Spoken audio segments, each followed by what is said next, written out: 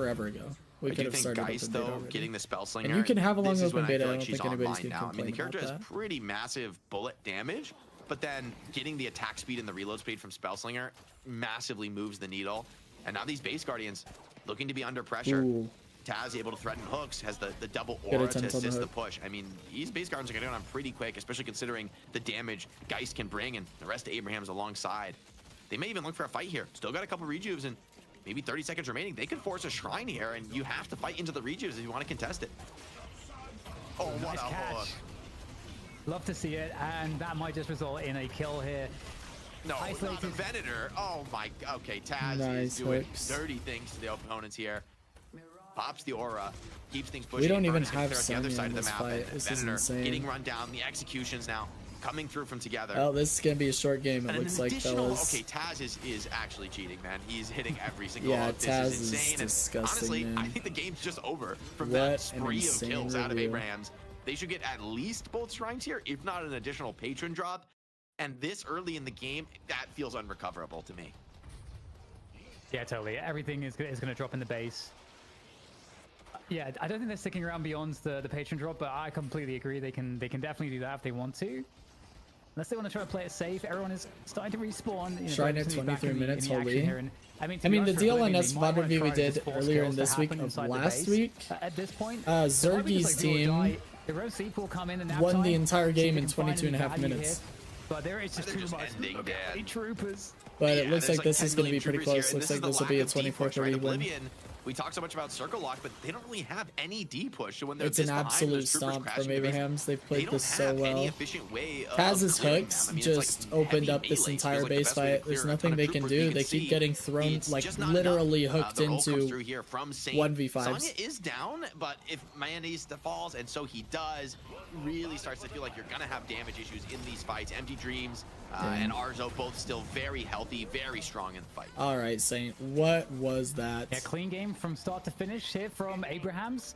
Yeah, Started out with a lot of 24-30, kills, ended with a lot of 24-40. kills, and kill streaks. Really, really and they will fast take the game. Okay, victory, and once Alice, again, we'll be in a are finals you match here. on the live available stream. for I mean, a I quick would say VOD I'm review? not surprised, and I knew Abrahams was going to 'Cause be a I heavy have a favorite coming feeling into this, but this was a tour de force. I mean, to be able to not We just can dominate just send the it. early game in a fashion we don't often see, as you were mentioning, right? In All right. top-level competitive Deadlock. Let's send that it, because kind of I have a aggression feeling these guys that are going to early into yap the for game, like but 45 also then, minutes to an hour before closing picks out and a game bans on that the finals maybe in game. another series, you would have backed off, you would have spent your soul. We're gonna do a little bob and weave here. We're gonna bob here on the DLNS and weave here on a VOD review, and say, you know what? We're ready for the real money We're match doing here. it. We're ready for a real opponent. Abraham's in it to win it.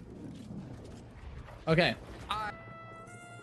I'm gonna keep this on my second monitor, but I may stop paying attention to it. If you guys notice that they are doing picks and bans and whatnot, let us know. Let me pull up your game here. Be a better warden and boxes. That's what you asked to improve on.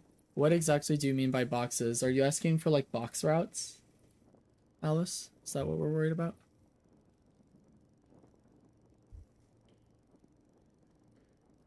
So we will be coaching Ritualist.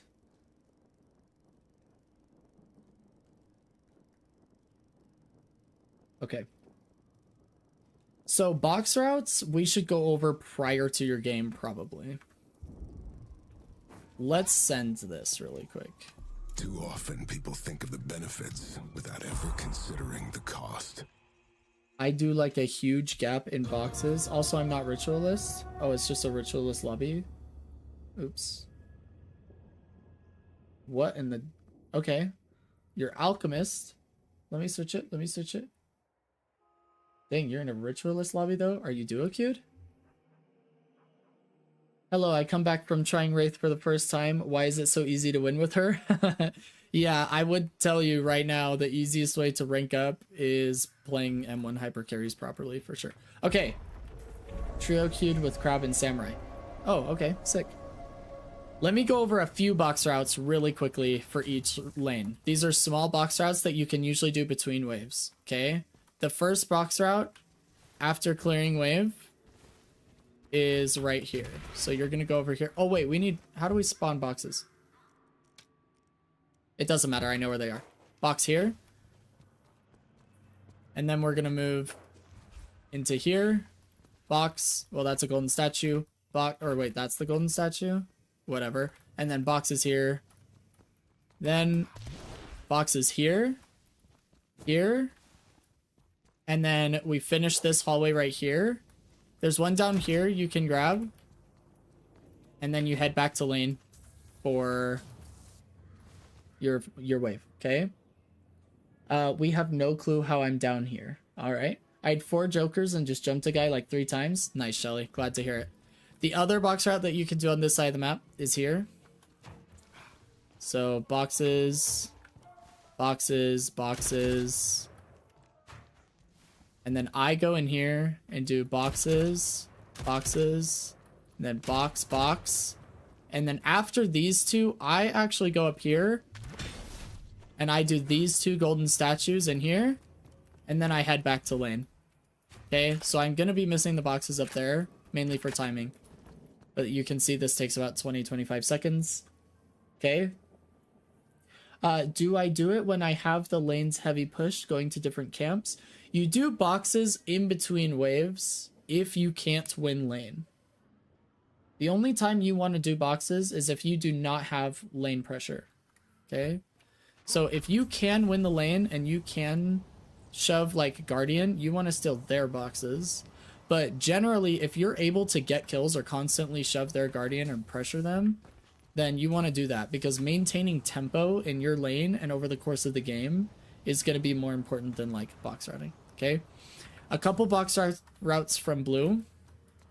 Okay, this is the box route I usually go, is this one. So box right there, boxes, golden statue buff. Okay, and then we got boxes right here. Oh, there they just spawn. Boxes right here, boxes in here. And then you can do these ones if they're up, if you're really crazy about it. But I don't normally do this. I'm just throwing it out there. But then I actually do this. I come over here and I do these boxes. And then I head back. There's golden statue buff right here that you can grab on your way out. And then we're back in lane. Okay. This is like one of the smaller box routes you can do in time. Oh, by the way, on your way over there, you can get these if they're up, but usually they're not because you guys are grabbing them. The other box route you could do, this is actually my favorite one in blue lane, is the one back here. So we do these, and then I do this. This is my preferred route here.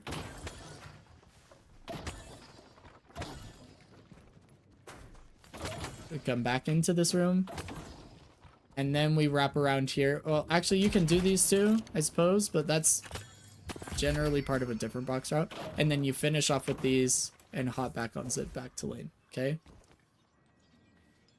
Layton, do you know the secret golden statue? The vents let you get the boxes on top really easily. Vents will help you a lot. Yes, there are extended box routes. I don't know which secret golden statue you're referring to, unless you're talking about the room. But the third box route in blue, because blue has like a gazillion box routes, this is the next simple box route that you can do, is you actually want to start down here. And this is the one I would do if boxes are just spawning. So for me, this is like right at 3 minutes or whatever. I would start right here, and you'll see pro players do this. They'll sit right here at 2 minutes and 58 seconds, and then they do this.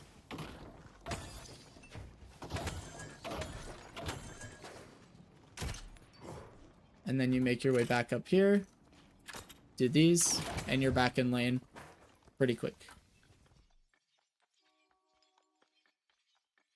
You need to slide into the left corner above the entrance to the area you're in right now. It's behind the wall next to Blue Guardian. Where are you talking about?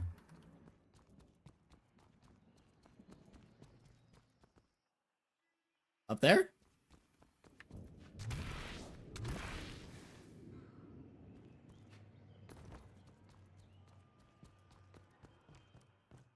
We don't know what Shelly's talking about. Let me move on to the next one. Shelly, you'll have to describe it or send like a screenshot. Go into Explore New York really quick and send a screenshot, okay? Now, there are more advanced box routing videos that you can look at, like especially if you want to go in an extended box route and miss a wave, so you can tell your teammate like, hey, get this wave, I'm not going to be there. But anyway, if I'm in yellow, there's a couple box routes you can do here. This is probably the most common one, is right here.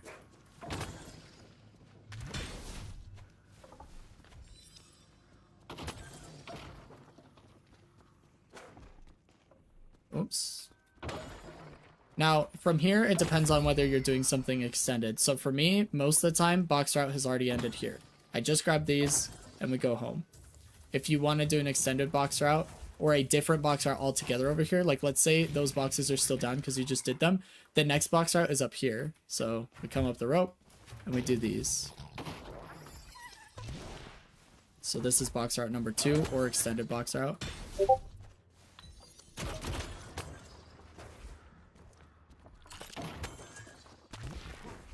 And then once we get these rooftop ones, oops, sorry. We're gonna get these rooftop ones and head back into lane.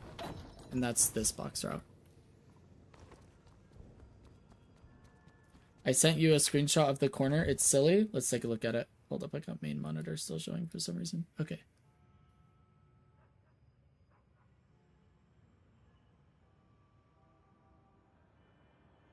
That corner has a golden statue buff, huh? Okay. I think that's all the box routes you really need to know. I mean, I would just pay attention when you're on this side of the map. Trying to get these boxes is really important because you do have double boxes right here. So this is like super mini box route, but you just get all these and then these right here. But those are usually down. But I'd say those are the simple box routes that you can take advantage of on the 3 lanes. And then I can try and find videos on like more advanced or longer box routes for you to look at in case you want to do something longer than that. We are in between games, so we just watched Abrahams beat Oblivion in the qualifier match, but it's a best of 1. So now we're going to move into the best of 3, which will be Abrahams versus the other EU team, who I can't remember right now. And we're waiting for that game to start. So while we wait for that to start, we're sending Alice's... we're trying to do Alice's VOD review. So, this is... Did you say you're Arcanist or Alchemist?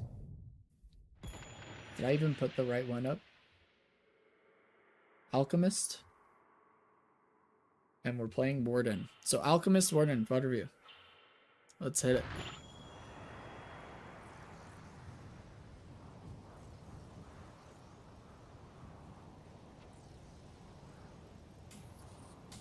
Are you copying a build and AP order from that build, or do you do your own thing, Alice? They won't get past me.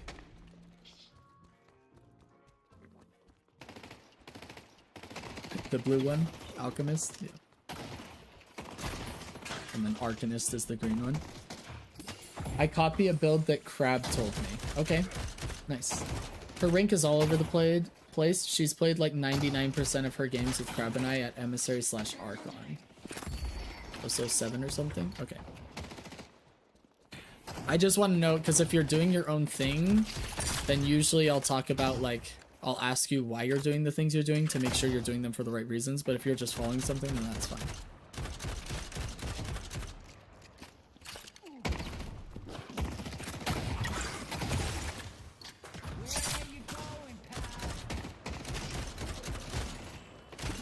Good securing the orbs. Slide down the stairs.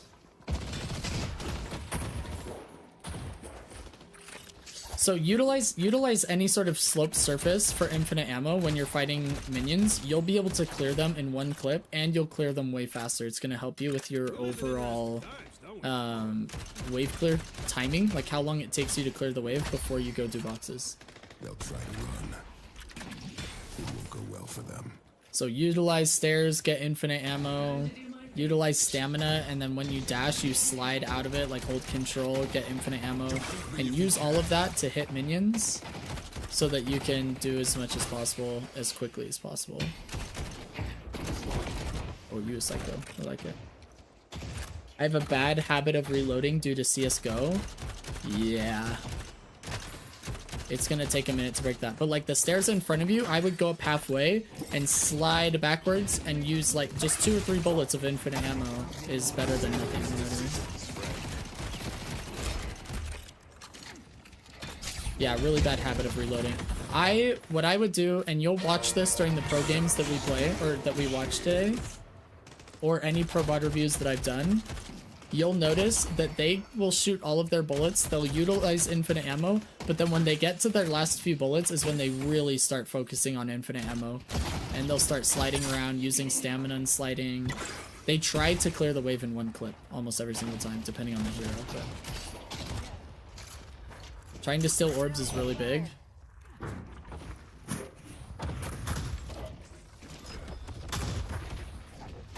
Unfortunate. Okay, you guys are actually in an elo and on the lane that you can take advantage of this, but when Viper's low, one of you pushes and one of you sits on the bridge behind you and watches the zipline, because you can see the zipline over this little wall here. And so as soon as she hops on the zipline to fly away, you just you know what I mean? Hyperline her off and sometimes you'll kill him. So like Paradox sits on the bridge and you push, that would be a play. I didn't know sliding gave infinite ammo. You do now. Yep. During lane, it feels kind of disgusting for me to not be sliding for infinite ammo. Yeah, I find it hard to do as well. Like I can't not use infinite ammo. It feels like you're just in a reloading simulator if you're not. Okay, I'm gonna go back because I don't have stamina usage and I don't have cooldowns. Okay, here we go. So that slide, you see how you're getting infinite ammo every time you slide? You utilize that in lane. It'll help you with your TTK on waves.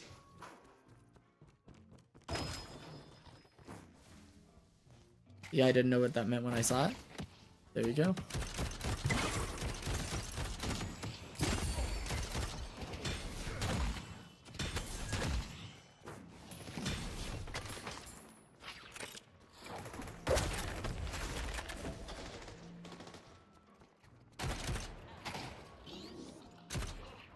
Beat me if you can.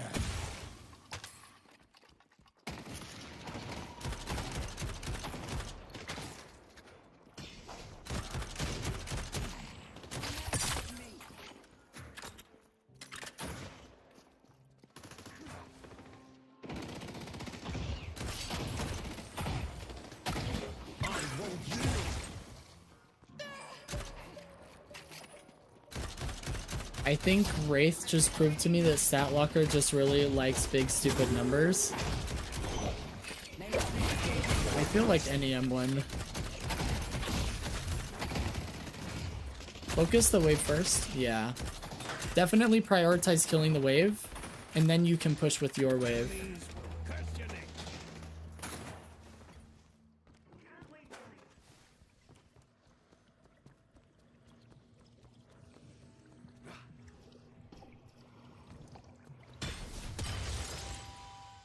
Flask prepared.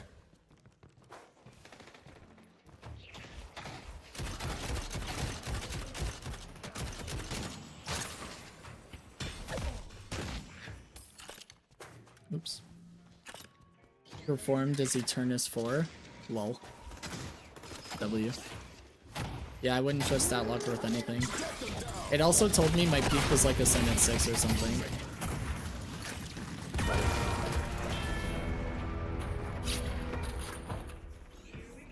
Every time I look at my own numbers on StatLocker, I'm like, I can't trust this. I considered utilizing it for coaching, but until it gets more accurate, it's just not something I can rely on.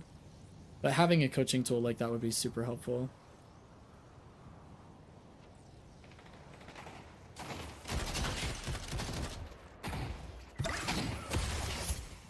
So this whole time we should be hitting minions. If there's minions still alive, that's what our ammo should be going towards. After they're dead, we start pushing the enemy while we have minions pushing with us. Oh, this is a kill. Oh no! We got so greedy. Oh boy.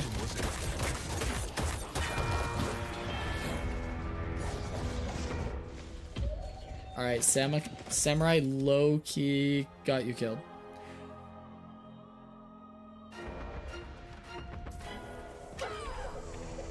I'll let the Blatant be the judge of that. Lol.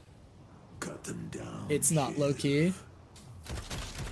It's low-key. We can keep it low-key.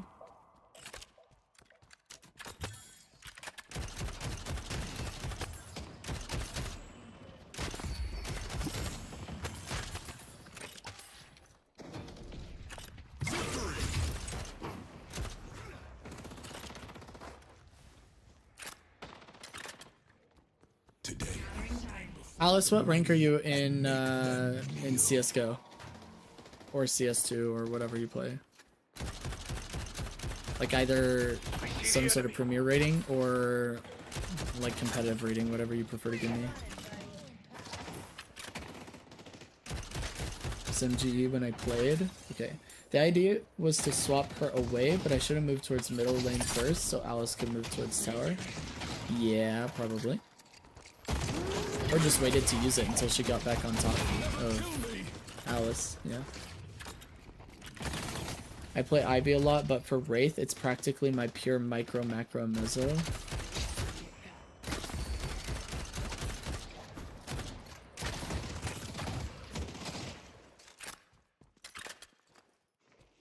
I just feel like maybe your sense is like too high because you are able to turn around a lot and like change the angle you're looking at. But when it comes to micro adjustments, so like when you're zooming in and you're trying to like hit an orb, it seems like really labored because you're trying to deal with the high sense. It's just a little random thing that came to my mind as I'm watching you play. I could be totally wrong, but that's just how it feels. This is where you fall.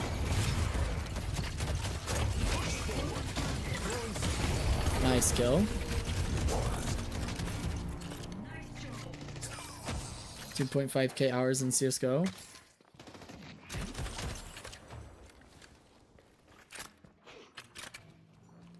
When I use lower, it feels like I can't keep up with my brain. I mean, I'm not saying low sense. I'm just saying lower.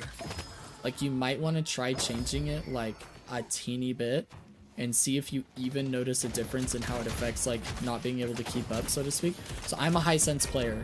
So this, keep in mind, this is coming from somebody who plays with like what would be considered insanely high sense. So like compared to all pro players that you want to compare it to, my sense is definitely on the higher end of the spectrum. Now people have higher sense than me for sure, but I'm on the higher end of the spectrum.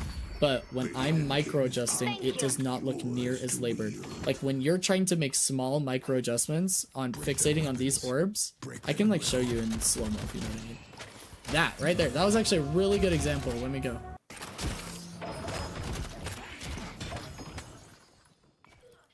You tell me if this feels, if this looks smooth to you. Look at these, all these tiny micro adjustments that you're making, but then watch this. Watch. 1, 2, 3, 4.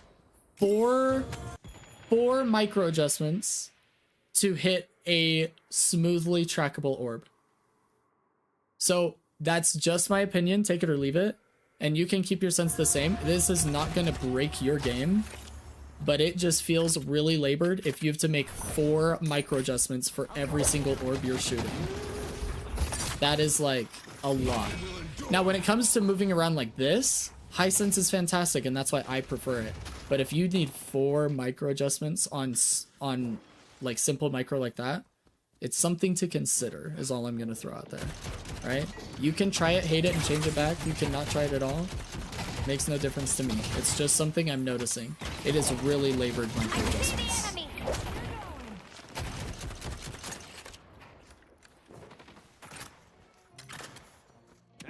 3408 DPI. That is a randomly specific DPI number.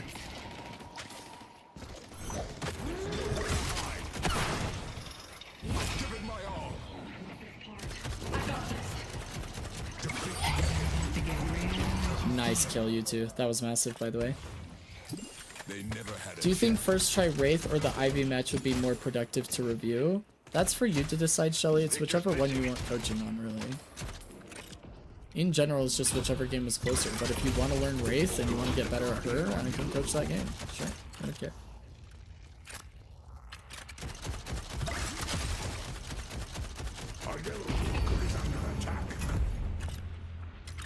For those who care, DLNS is doing picks and bans right now on the Abrahams vs. Buff Enjoyers game. I'm sure after picks and bans, they're going to talk for 30 minutes, but who knows? Wait, Alice, do you really on your mouse have 3,408 DPI? You didn't pick like 800, 1600, 1200, 3200, 2400. You like went for specifically 3,408?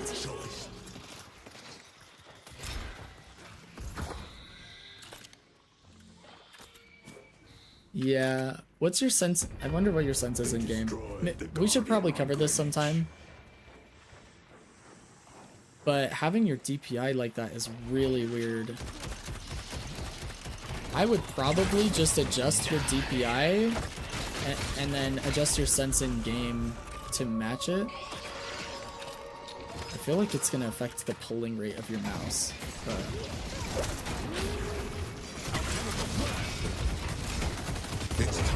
oh, that's super unfortunate. Okay, so going over this fight really quick.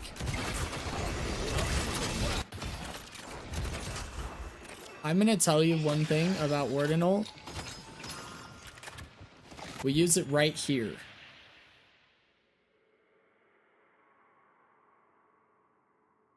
I'm used to moving only my wrist, not my whole hand to shoot. I mean, that's pretty normal for micro adjustments. It's only going to be like big sweeps that people would start to engage their hand or elbow. For the most part, you're still doing 4 micro adjustments per orb, which to me is just like overkill. But if that's how you want to play comfortably, that's fine. I mean, you can go pro with what you're doing right now. There are much bigger fish to fry. It's just something that I noticed. It's very rare I see somebody take like over 2 micro adjustments to hit an orb. Usually it's 1 micro adjustment and on the second they hit it. Yours is on the 4th, like twice as much as the average player. But anyway, I just want to go over this fight. When you're coming into a team fight, we want to ult prior to engaging the enemies. So this would be the ult timing, okay? So if we ult channel here and then run forward, that would be ideal. Instead, we wait to ult until here. Unfortunately, Dynamo then super punishes it. But we would have already been ulting at this stage. So ult needs to be popped sooner when we're fighting team fights. I don't like 800 DPI either necessarily, but not because it's slow, because you can always adjust in-game sensitivity to make it faster.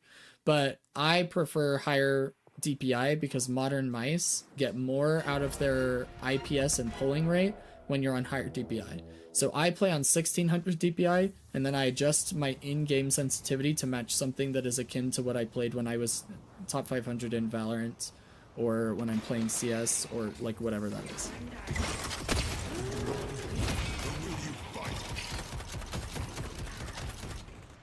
Defend me if you can. Yeah, I hate how punishing getting it canceled is. I'll try and do that. I just suggest you I don't know if you've even considered fidgeting with it, so I thought I'd mention it. Because you, in these like small micro adjustments, you are mega fidgety. And that's usually because of high sense. Especially if you have as much experience as you do playing a tactical shooter. I'm like almost completely convinced it's your sensitivity and the way that it's interacting with Deadlock. You may want to try lowering your DPI slightly and then increasing your sensitivity in game so the ratio is exactly the same numerically, so your sense actually doesn't change, but that your DPI is more regular, because for all I know, Deadlock doesn't handle high DPI well for whatever reason. Like, I don't know that for sure, but it's just something I'm throwing out there. 1.25 sensitivity in game?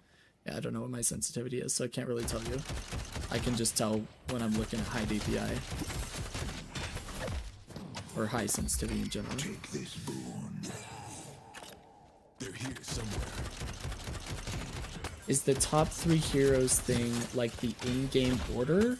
Or just which ones I enjoy the most? Shelly, if you're asking for the request to coach, it's the top 3 heroes you have the most playtime on that I'm curious.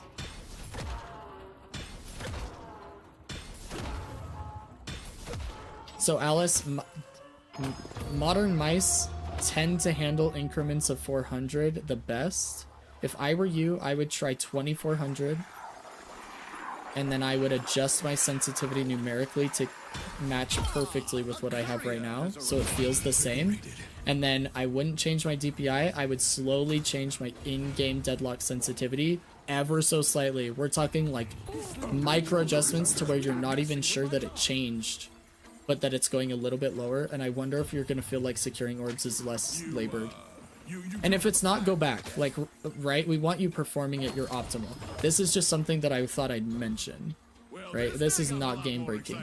You popping ult properly, this earn run is great as long as you have somebody covering your lane, which it looks like you do. The build order so far is going well. You know, all of that is going to be way more important than your sensitivity, for sure.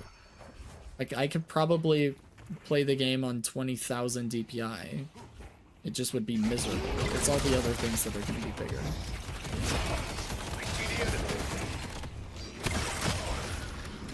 The other thing that I would maybe suggest here, and it might help you out, so you should know this from CSGO, but there are certain guns that you can ADS with, and then most other guns you can't. You're just looking at a crosshair.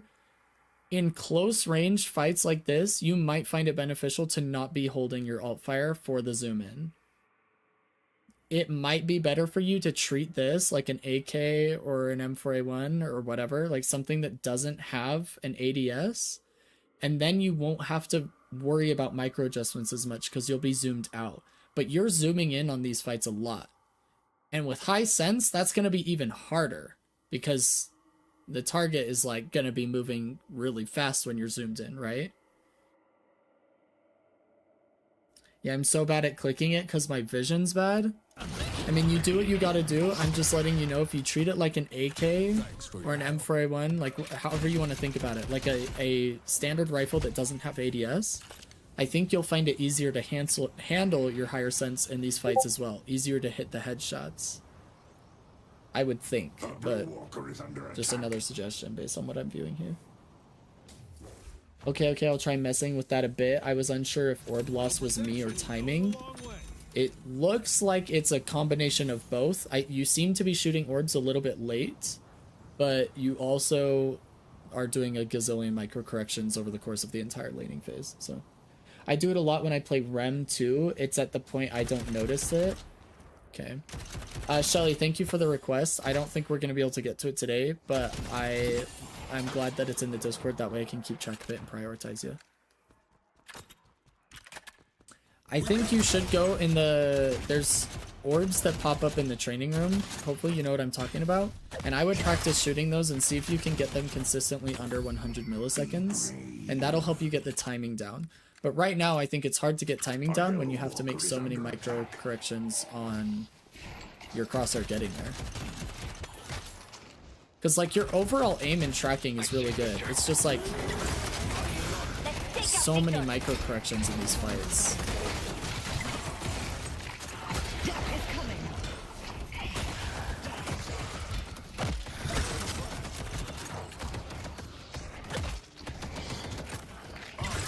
You're just making your job harder by zooming in here.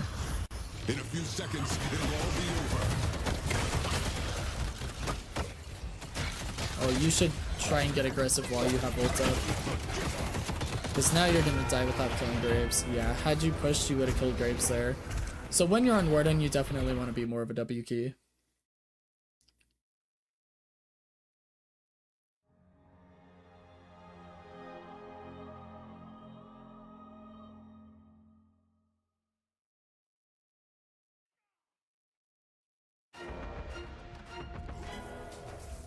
We're going to be focusing on micro a lot here because you're playing Warden and you're a micro heavy hero.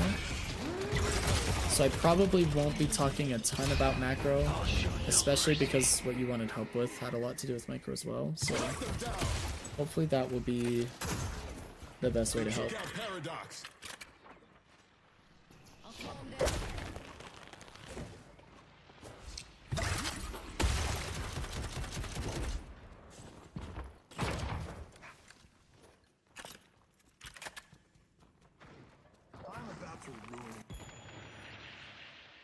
We're just sitting on 5 AP, by the way. I would watch that. That's like big power spike town, just unused right now.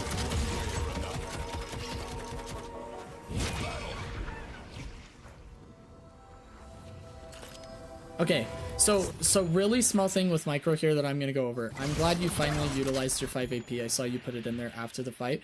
This is what you normally want to do with Warden, or a really good combo that will work effectively at like across all ranks. If you use your flask and run at the person, they will use what little stamina they have left to get away from you and maintain the gap. And at that point, since you took away one stamina and forced another usage, then you want to use cage. It makes it way harder for them to get out. Does that make sense, Alice? So you're going to use alchemical flask, dash in at them, make them use stamina to get away, then cage. Okay, so that's the order of operations I want you to keep in mind. Because see, he's able to get out.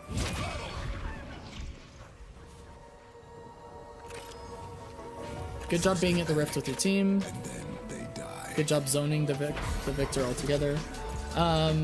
Shelly said, I guess first try Wraith is with the asterisk that I've watched Zergy play Wraith before. Okay, understood.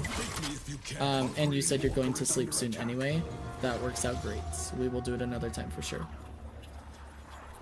You said Crab and Samurai mentioned I get really nervous fighting mid-game and lose my aggression. That's probably true. I would say treat your ult windows as your aggression windows. You don't have to be aggressive all the time, but when your ult is up, like, I want you pressing W for sure.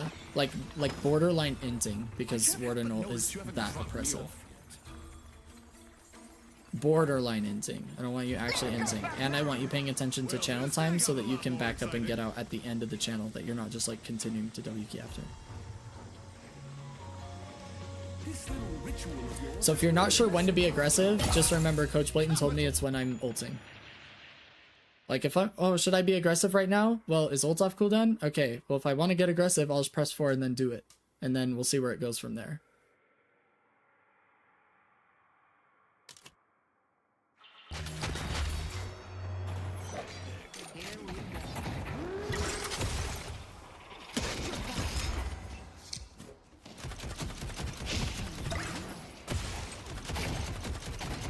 I also feel like we're not pressing shield nearly enough. Just in general. Nope, W key. See, we're not getting any value out of our ult. None whatsoever. We go back in by the time it's done channeling.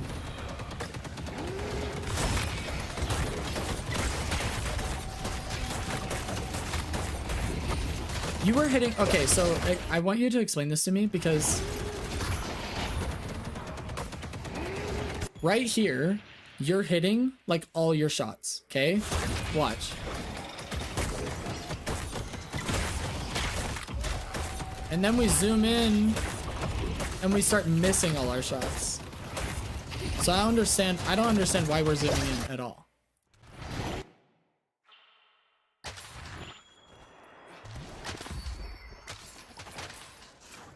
Silver ult scares me. I think a lot of it was panic. Like, so watch this. When you play the game and you zoom in, I feel like your accuracy goes down the drain, to be honest with you. I don't know why that is.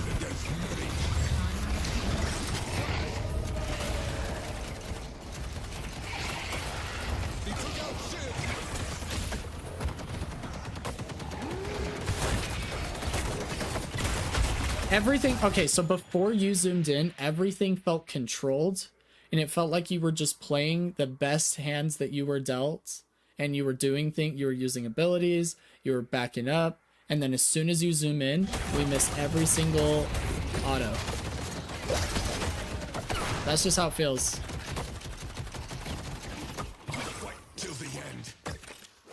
Okay, here's what I want you to try really quick. Let me pull up notes really fast. This is going to be experimental for you because if it doesn't work, I want you to stop doing it. But if it does work, I think it is going to be a huge catalyst in your improvement. So before I even get into like how your lane phase was or whatever, this is like training regimen I want you to go through really quick. So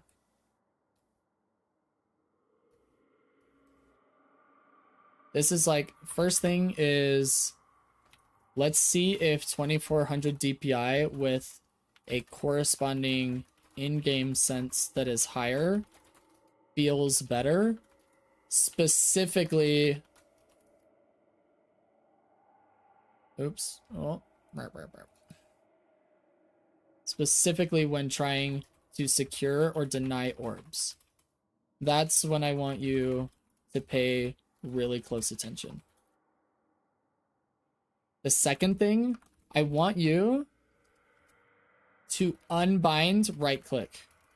Okay? No more alt fire. I want you to play 5 games. These can be bot lobbies if you prefer, with no alt fire bound. So you have to use zoomed out autos and get used to tracking. Pay attention to how it feels hitting headshots when somebody is trapped in cage, especially. Okay? This is like your training regimen. 3, after making these 2 changes, before each game, each and every game, I want you to spend as much time as it takes in the orb room. So like in the, what do they call it? You know what I mean. In the training room, shooting floating orbs until you get 5 in a row, sub 100 milliseconds. Okay? So you get 4, and then you get one that's above 100 milliseconds, start over. And I want you to do that over and over and over again with the new sense and without right clicking to get used to the timing. This is going to be mega annoying to do. And if you don't do it, I can't help you. You know, I can't force you to do it either. But I think this is going to help a ton. Okay? That's just my opinion. I think these things are going to make a difference. And they're mostly experimental, right?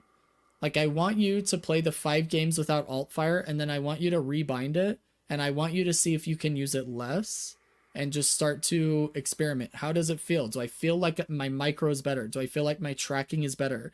I also want you to pay attention. Last thing, I'll just kind of add this in here. It's not part of the training regimen, but it's just like, how are we going to track whether this is actually helping me other than just like feely crafting, which is like, I feel like it's better, right? This is how I want you to see it. How, or like what percentage of orbs are you securing / denying? Is it greater or lesser than other games? This might require you to record the games if you want to go really deep into it. The other thing to take a look at is check your damage by type, damage dealt by type at the end of the game, and see if you have more headshot damage.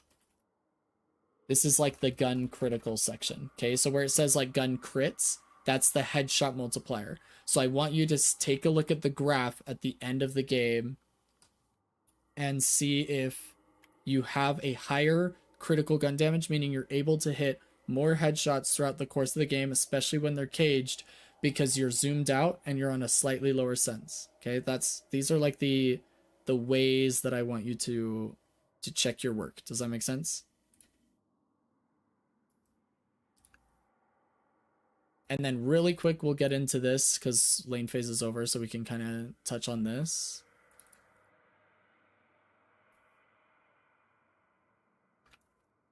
Yeah, I think so. I'm looking at the graph right now. Yeah. Take a look at that graph and compare it over the course of your next like 6 to 7 games.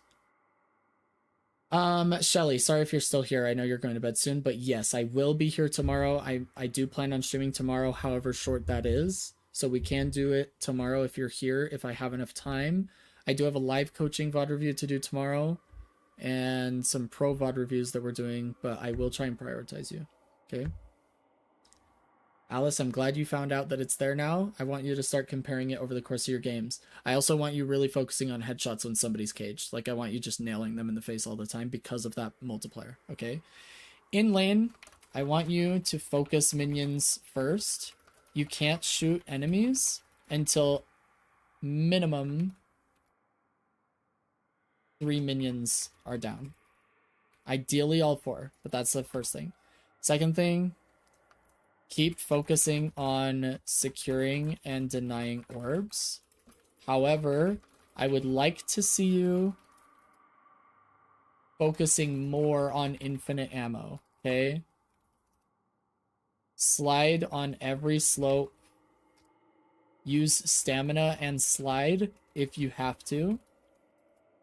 Try to clear each wave without reloading. That's like your general goal. There is a training regimen we can do for that. I don't know if you were here for me telling like Bullet and Heather to do this, and I can give you that training regimen after, but this is like more important. Once we experiment with this, then we'll work on the other one. And then last thing, Warden micro combos or combo that works best is Flask plus dash, close distance, and apply pressure. Oops. Apply pressure. And after they use once at least one stamina, then send cage. Okay, so it's Flask, close distance, then cage.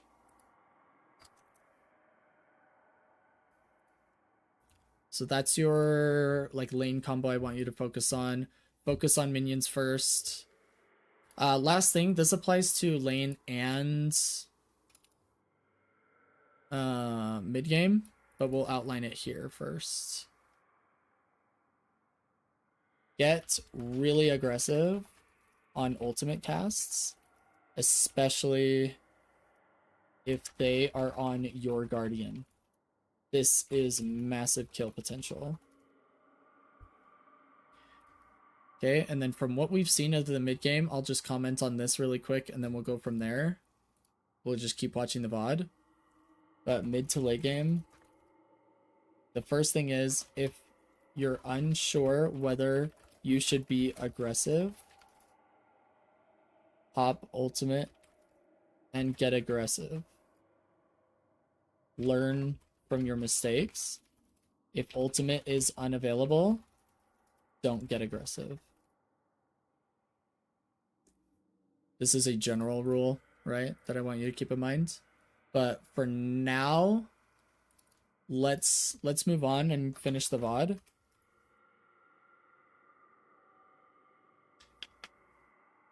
And we'll come back to notes after, but I think this is a good starting point for what we've seen so far. We've gotten a lot of content so far.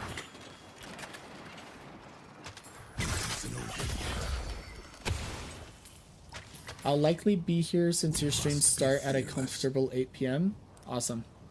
Well, hopefully I'll see you tomorrow, Shelly, and you can probably be my second VOD review because I'll be doing live coaching in the morning, and then I can probably do yours before we do pro VOD reviews. I think that'll be fine.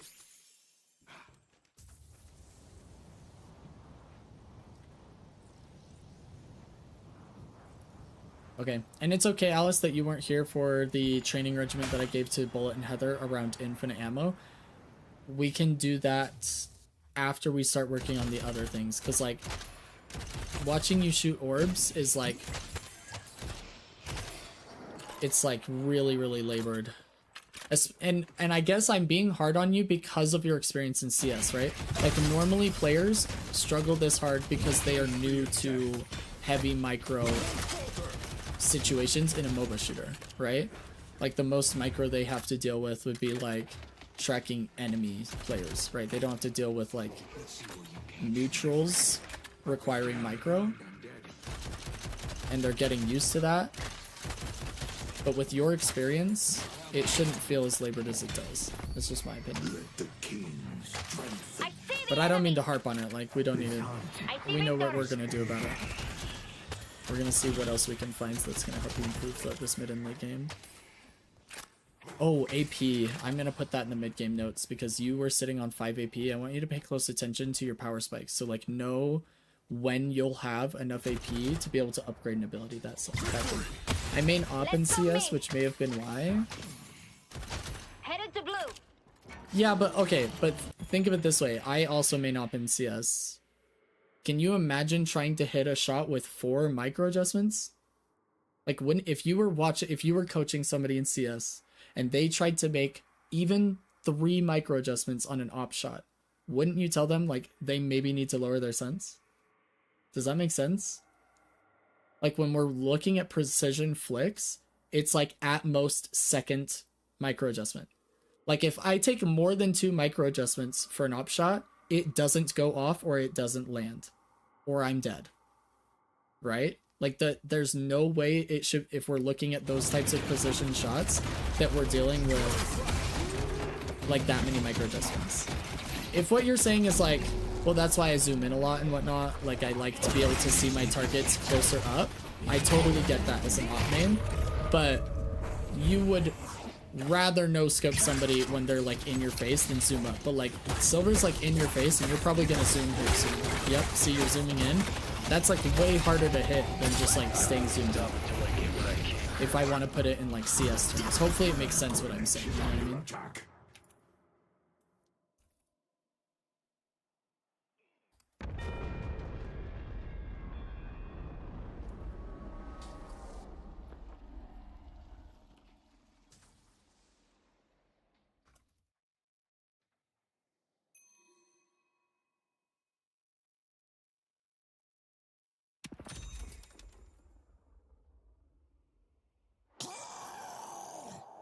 Well, good luck with the stream. I'm going to sleep. I hope you get a free meal or something.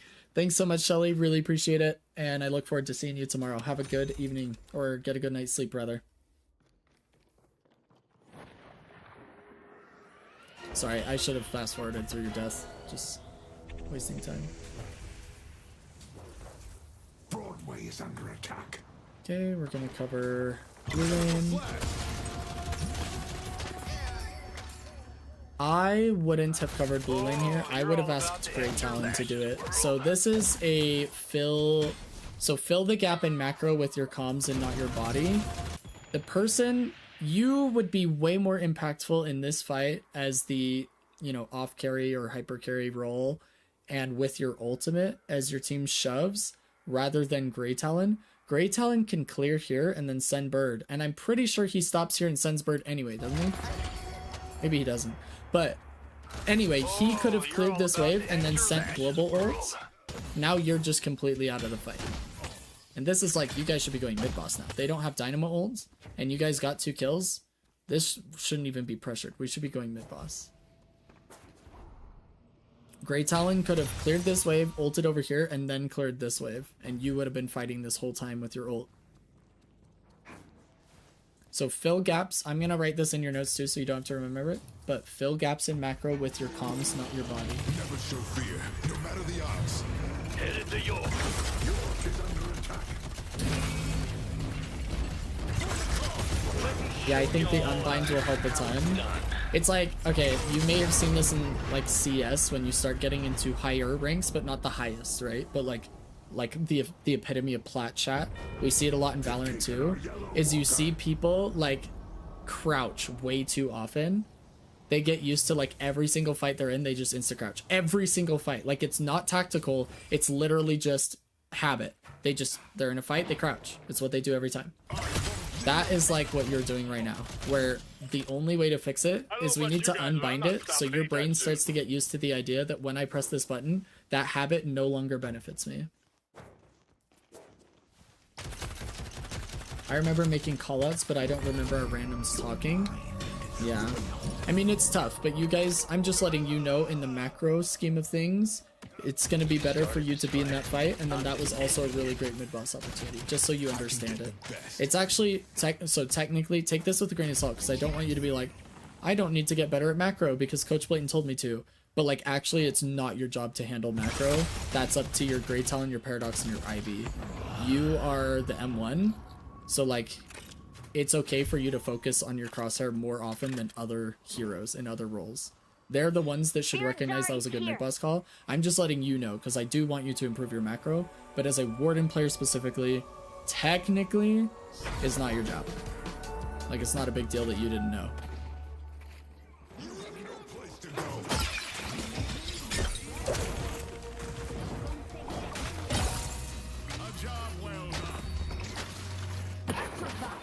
We were 4-stacking this one, forgot Reptar was there. Yeah, so it's your buddies in the Discord, it's pretty much their job to recognize where you guys should be going next. See, this, like, look at how jiggly you are. I don't want to harp on this too much more, but like, look at your crosshair compared to the player that's like barely moving.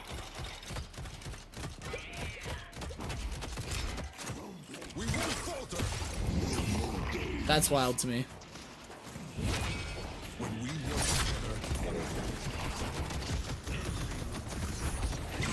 I also want to see you apply CS like crosshair placement to this game. I would really like you to focus on it.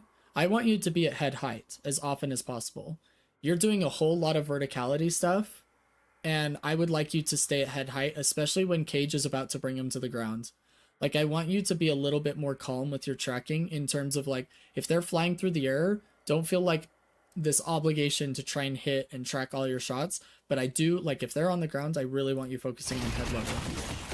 Because, like, look, your crosshair starts to go down mid-fight for no reason at all. Watch this. So look, we're like chest level, we bring it up, but then look, we go down. Watch this. What are we looking at? What is our crosshair looking at? Now we throw abilities, that's okay. But like, there's time when our crosshair, like, why are we shooting him in the belly right now? He's not even, he can't move, and we're not even shooting him in the head. So I'd really like you to focus on the headshots and take advantage of the headshot multiplier. It's gonna up your damage significantly as well.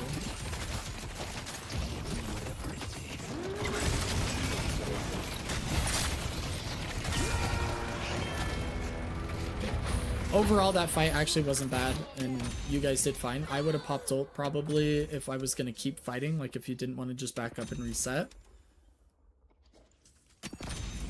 Hopefully you spend this AP before you leave base.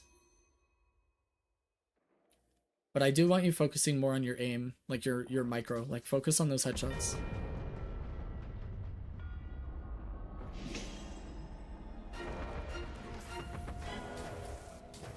We're pretty lucky they don't go for a mid boss there and just opt for a walker.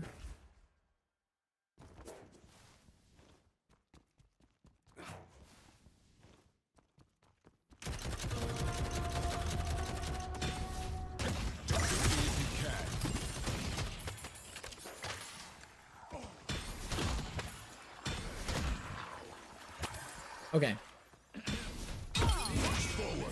I'm gonna add this to your notes really quick while I'm thinking about it, but I'm gonna add in your combo. But when you are dashing to close distance after the alchemical flask, I basically want you to think of a 1-2-3 order. So you're gonna flask, you're gonna dash to close distance and apply pressure, you're gonna press 2, and then you're going to press cage. That's your combo. So it's gonna be a 1-2-3 combo, which is really simple. Your arcane mastery will grow.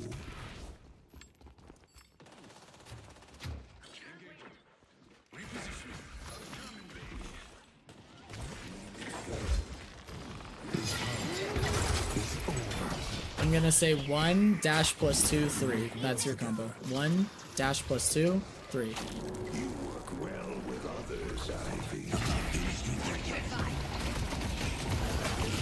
Nice kill.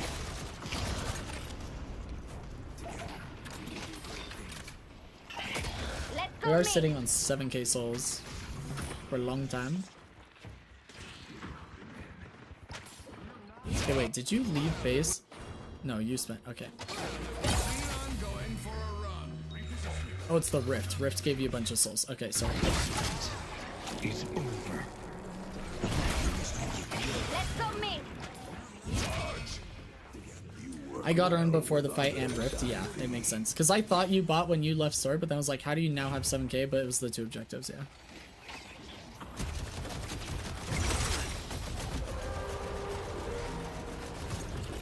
This gives you ammo. You can press this. 75% ammo. So instead of reloading, you can just press Vamp first. Which is why... Dang, they stole 2.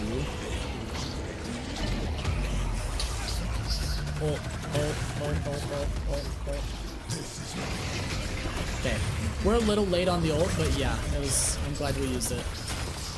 Our ult is such a good pit fight. I would actually, as a general rule of thumb, really quick, I'll add this. It does. Everyone got... Yeah. See how it says plus 75% ammo just to the right of my mouse right now? This gives you an increased ammo capacity. So if you press it, you don't have to reload. You get like a bunch of ammo back. Okay, you said Everyone got nervous of Dynamo ult and backed out. I called to not due to cage silence. Okay, it actually doesn't matter that much if you get Dynamo ulted if your ult is already channeled. And since you will have unstop soon while channeling, once you max the ult, it's even better. But what I would like you to do is I want you to ult every single game.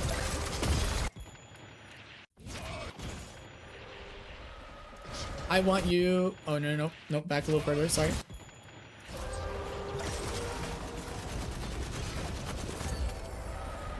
This is where you channel ult.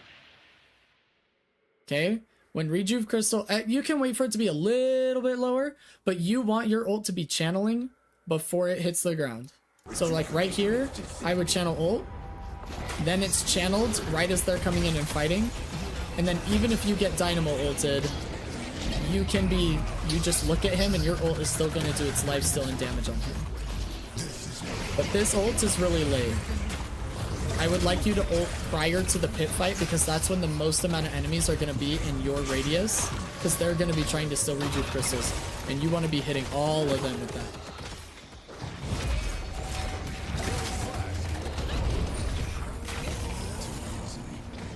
You guys do clean up really, really well. That's good. I'm gonna add this to your notes though, the ulting in mid-boss. And I would rather you waste your ult than pop it late. So I'd rather you literally ult as rejuve crystals coming down, find out they're not actually contesting mid-boss, and have wasted it, quote unquote, than be like, oh no, they're contesting it, now I need to channel ult, and it's too late. You know what I mean? Oh, they got the rift. Interesting. Okay. I'll add it in here though.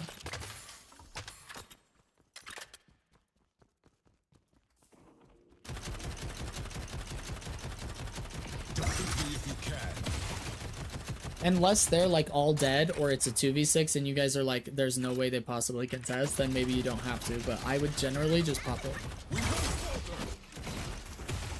I will not fall.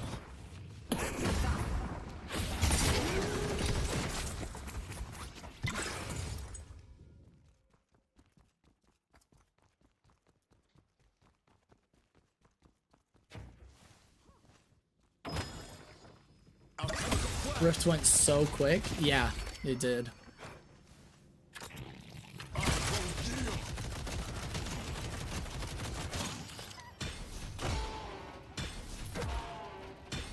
And you getting all these urns is really big too.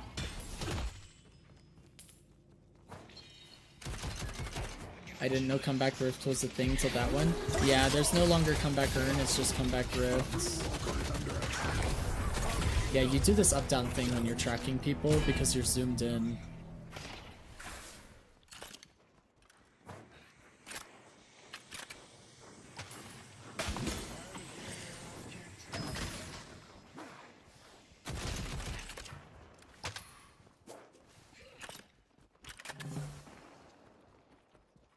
I see Dynamo. Excellent shot. I see the enemy. Nice silence on the Dynamo ult. Huge, huge. He's by far the most important cage target.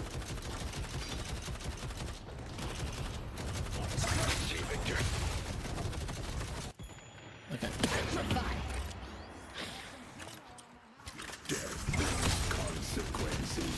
You guys no longer have rejuve. I would be careful pushing him.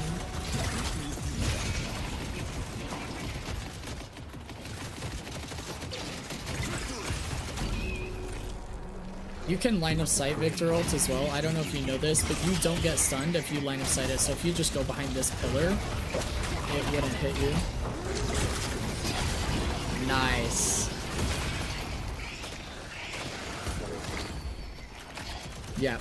Yep.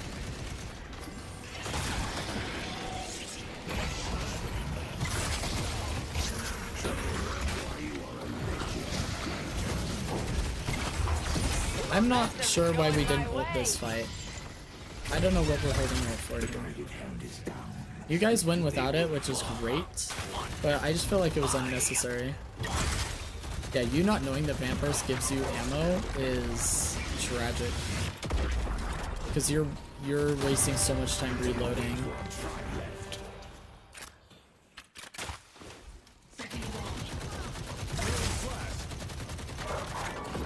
Like right there, you vamp burst and you keep getting, if you vamp burst before you reload, you keep getting merc mag hits.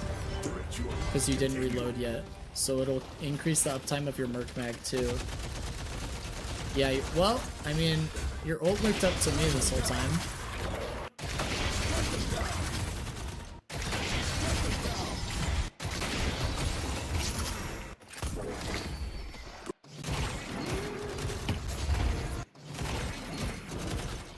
Yeah, I mean, your ult is up this whole time.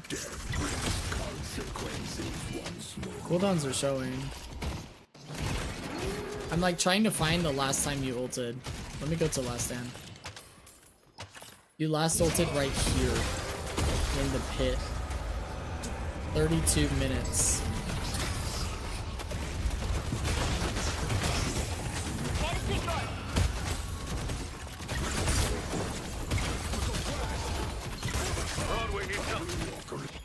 Right here you got ult back. When you guys push this dynamo is when you got ult back. See the enemy. So you had ult this whole fight. We just never popped it. Which is true for Ivy too, and Paradox and Grey Zone, but it is what it is.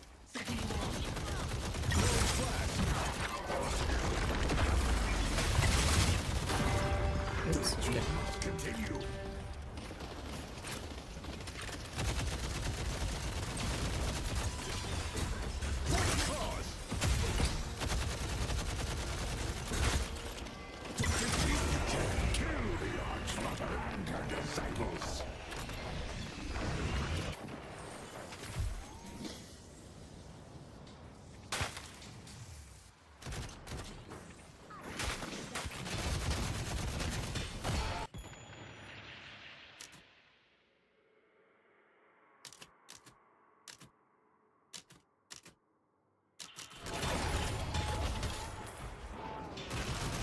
I'm like trying to see, because right now it looks like we're just farming, resetting, buying, because we have 12k souls, and then we're gonna try and go for a team fight that wins the game.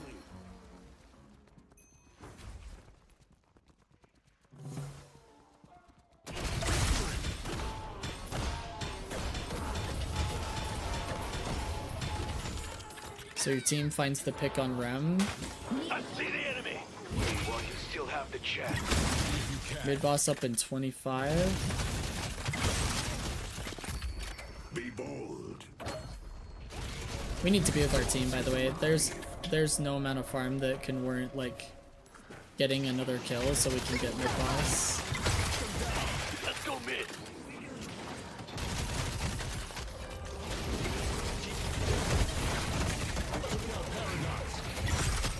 Okay, let me see what actually happens here. Let's go back a little bit.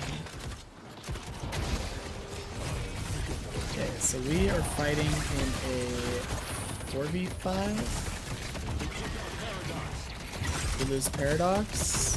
We lose you. We trade silver.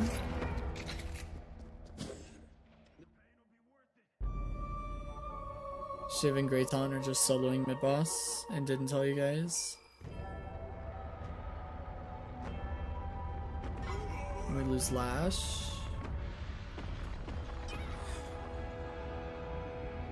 We get all the rejuves. Grey Talon DCs. You guys get Rift, which is really big.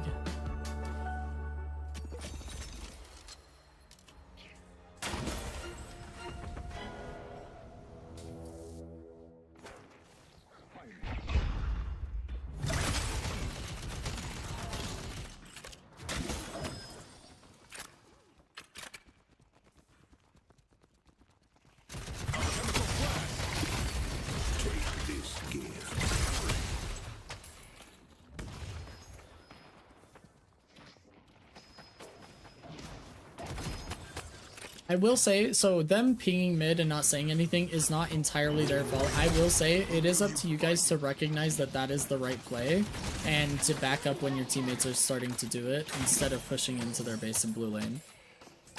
there is some improvement to be made on your guys' ends there that I would focus on. As much as we would love for them to come and make it like easier to win the game as a team, I would just try and get improvement wherever we can find it, and that is one place.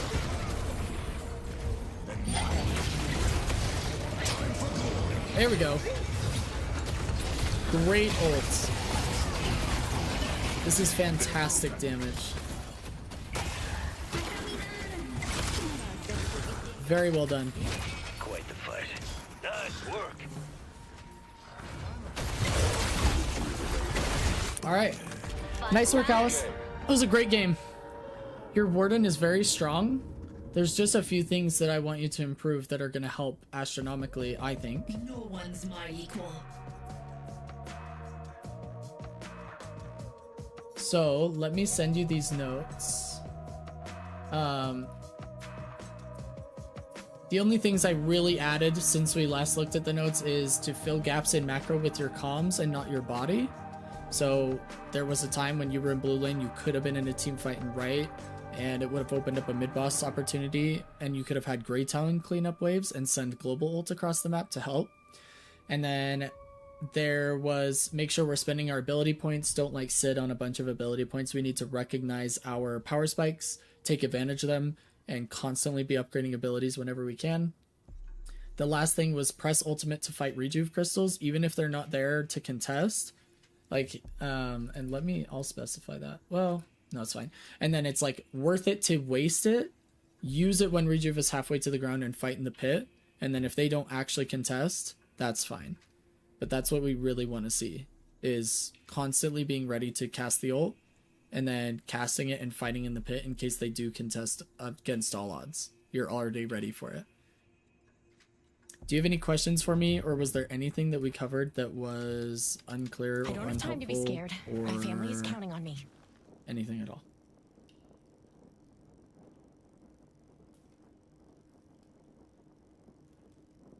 I don't think so. Okay. If anything comes up, let me know. I'm going to send you this note file really quick that you can use as much as you find useful. It's just there if you need it. And then, yeah, hopefully you have better games and can start to improve on Warden. I'm really excited to hear back from you on this, and whether it is the training regiment specifically is starting to feel helpful with your aim and overall headshot damage, and I want to see if that'll increase. Because if I'm not mistaken, let's see here. Is this still the game?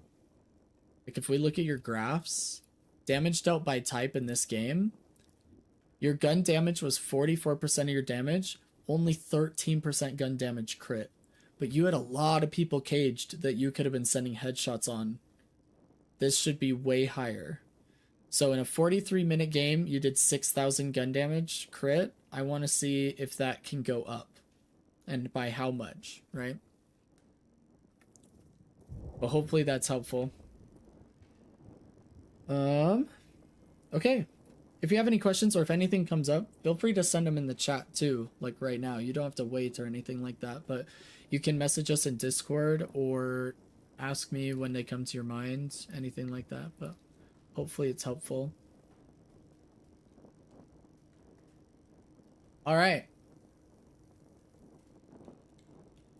I think we missed game 1 of Abraham's versus Buff Enjoyers. Yeah, of course. Happy to help. I look forward to doing another one in the future if you want to.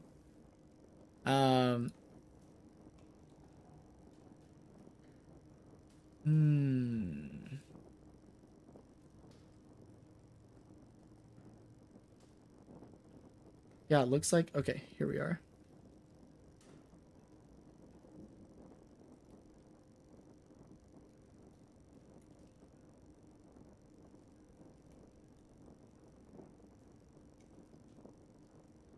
I feel like whenever we're on their highlight screen, it just looks so muddy to have like my chat and everything. Like on this left side, it just looks so muddy. Maybe I'll have to have a custom overlay for when we're doing DLNS watch parties or something.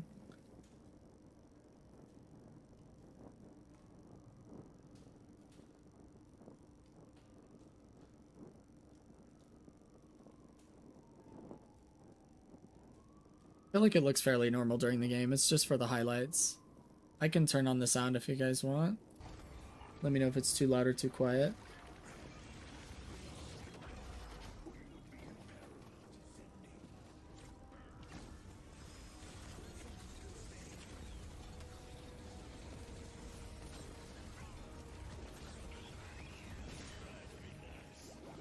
Looks like Abraham's won handily.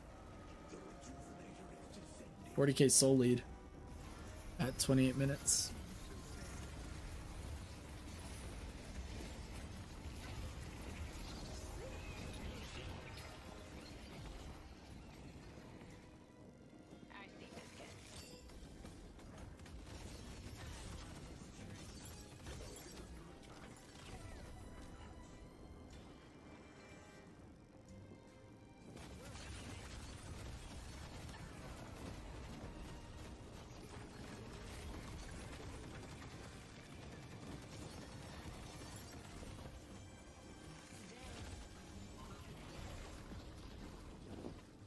Well, we are back after a quite devastating loss here for Buff Enjoyers in the first match of the money match here up against Abrahams. But honestly, Abrahams are looking good. They're looking rejuvenated. I think that victory took a lot of weight off their shoulders over this last weekend here, and they're looking revitalized. I'm gonna go pick up food, so I'll be back in like an hour. Good luck in the stream. Thanks so much for being here, Alice.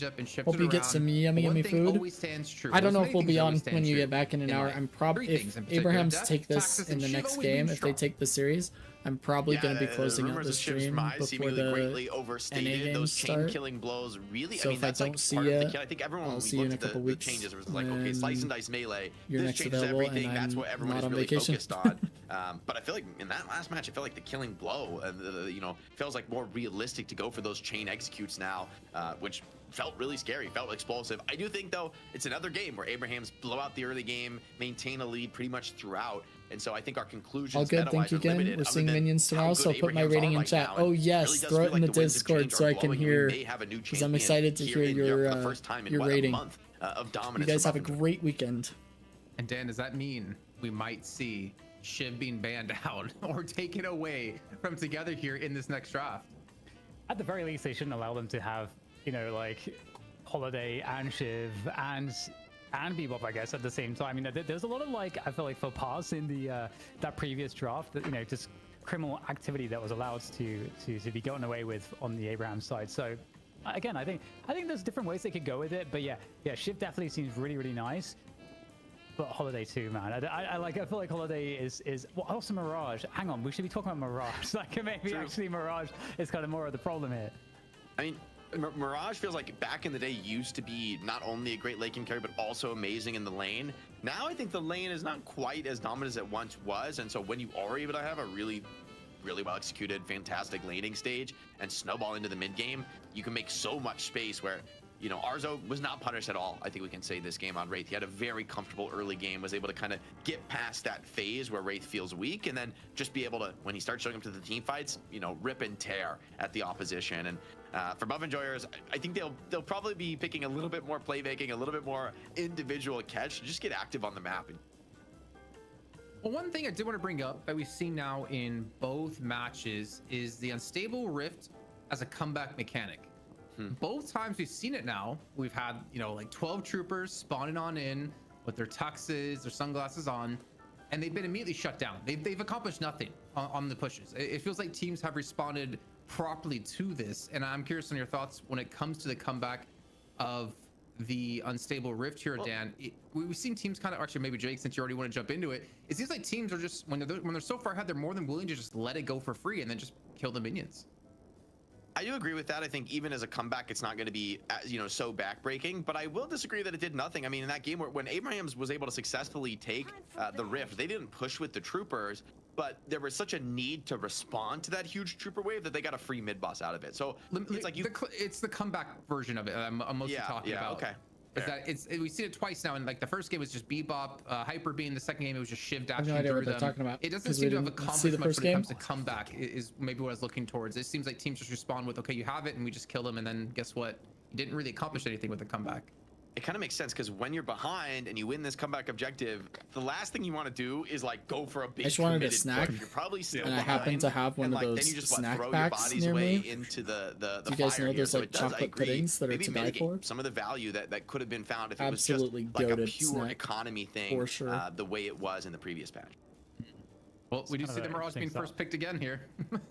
Yeah, but by buff enjoyers this time, and A buff lot of enjoyers Mirage banned first open picks. with a rem ban. I don't know the last time we saw a rem ban, and so that's going to definitely nerf Shiv some of Viscous, I'm calling it. the power of Shiv. Pocket and because Rem obviously the were Rem Shiv banned, combo, so like that you said, means pretty damn strong. And also they get denied Doorman, Mirage, Mina, but Silver. Holiday surely would be a follow-up here post the Shiv to kind of think Viscous. counter what buff enjoyers have done. I think Viscous is giga premium right now Viscous, with Rem Venator, ban, because Warden, these have been the two supports of the Dice. patch, right? And with one banned out, you get to be the only team with a really Really? powerful saving tool, especially against Mirage. I think is a good matchup for Viscous since you can purge and like get rid of all the debuffs that Mirage applies to you as the game progresses. Good old Shivkus as a combo. That does Holiday. leave open Holiday. And as you guys were talking about before, there was no pick potential out of Buffingers in the last game, at least securing one. Though I do wonder. I want to see. I'm kind of looking at this Jake and I'm like, Buff Enjoyers, if you don't pick Bebop here, ban Bebop on the turn if Abrahams don't take it, and then you deny them really any pick potential. Because honestly, Paradox has just disappeared, it seems like, from the meta lately. I agree. I think Abraham's, it doesn't feel great grabbing Bebop. I think you'd rather get like a Venator or some kind of hard carry that's like really top tier, but I think you need to get the Bebop now or it's getting banned.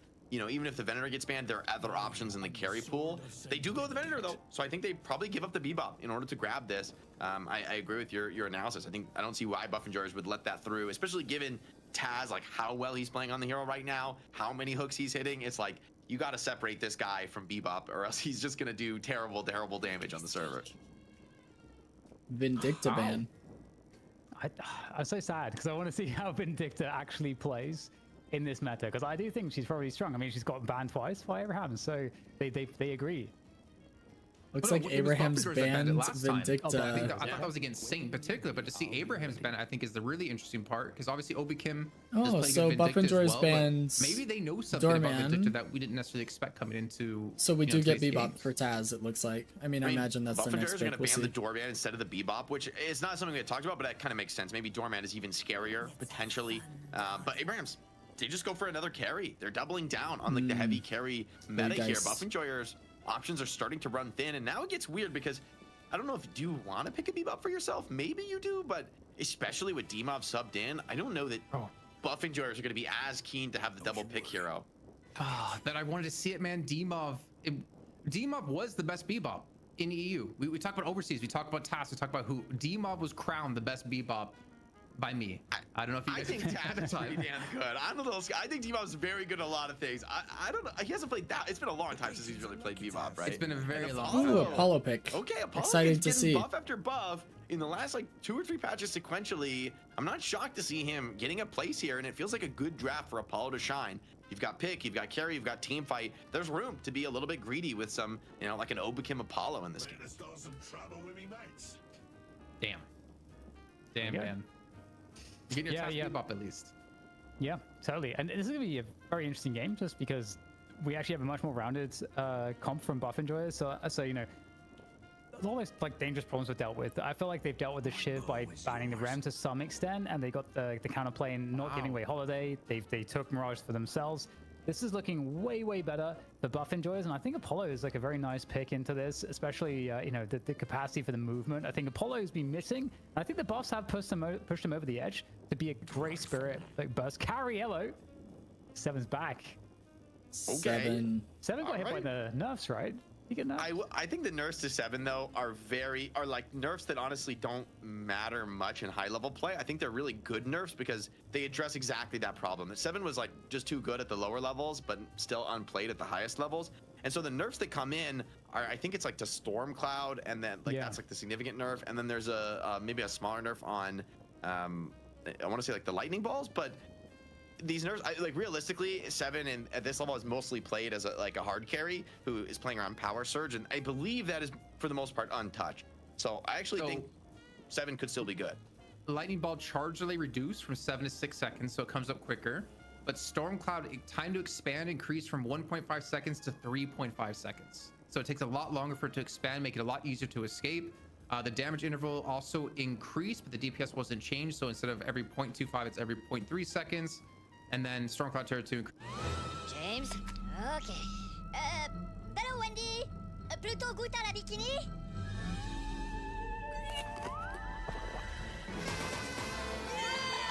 Wendy's Minions and Monsters meal. Minions and Monsters. In theaters now. All right, I'm gonna mute the ads. Do you guys have any plans for 4th of July?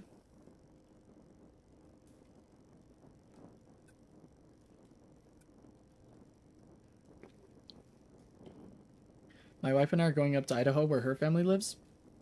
That's what we're doing for the next week. Well, actually, what we're doing is, so I live next to a lake.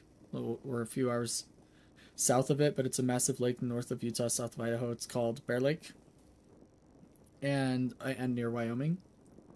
And Blackmouth Mutt says, eat with family, go boating, and then play Deadlock for 8 hours. W. Where are you going boating? That sounds fun. We're going, well, I don't know how much boating we'll be doing, but we're going to Bear Lake because her uncle has like a Airbnb there. And so he's like, instead of renting it out to anybody else, he's allowing us to use it as a family. So we're doing like a huge family reunion at Bear Lake.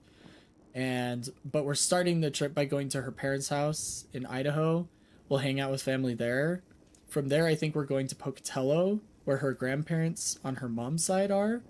And we do a fireworks show there. And then we're ending the week, like the middle of the weekish and whatnot, until we come home at Bear Lake with her dad's side of the family for a family reunion there. Anyways, I'm super excited. The last time we did the Bear Lake family reunion, it was totally dope. Here, I'll unmute this so we can listen to them talk like, 40% nonsense. It's like going to be a better pick. But anyway, yeah, I'm super excited for it. And kind of see how he feels. We're gonna have such a good time, assuming we can. I mean, we can right stay now the whole time. See who's on. Don't look at your other screen. Keep it on the camera. I already saw. You already saw. Okay, you can't answer. I'm untainted. I haven't looked. Okay, so Jake, I listened. Give me your rundown on who's on who right now in Buff Enjoyers. Okay, so if I had to guess, I would say the easiest one is probably Listic on Billy. That's probably the most straightforward. on Holiday. Zergy 7. Cosmetical 7 for Zergy. So I'm going easiest first. Break on 7. I would guess. Or no, Zergy's gonna be on 7. On Holiday, Demov on Apollo. Demov could be Apollo. Or maybe Vrake on Holiday, Obakim on Apollo, Demov on Infernus, and who's my remainder? Cosmetical on Mirage.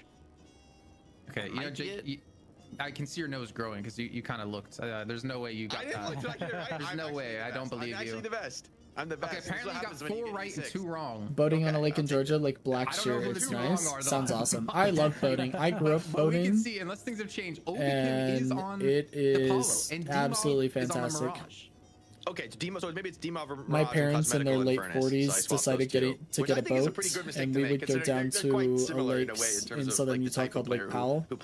Absolutely gorgeous place. It's probably the most unique lake in the world if you had to ask me, because it's surrounded by red rock cliffs, which you can only see in one part of the world, which is southern Utah. And it's such a beautiful lake. Absolutely love it. Grew up there. Not grew up there, but grew up going there like all the time in the summers. On top of Buffingers, maybe being just a little bit desperate, right, and wanting to take some risks I with the hero love picks in this boating. game too.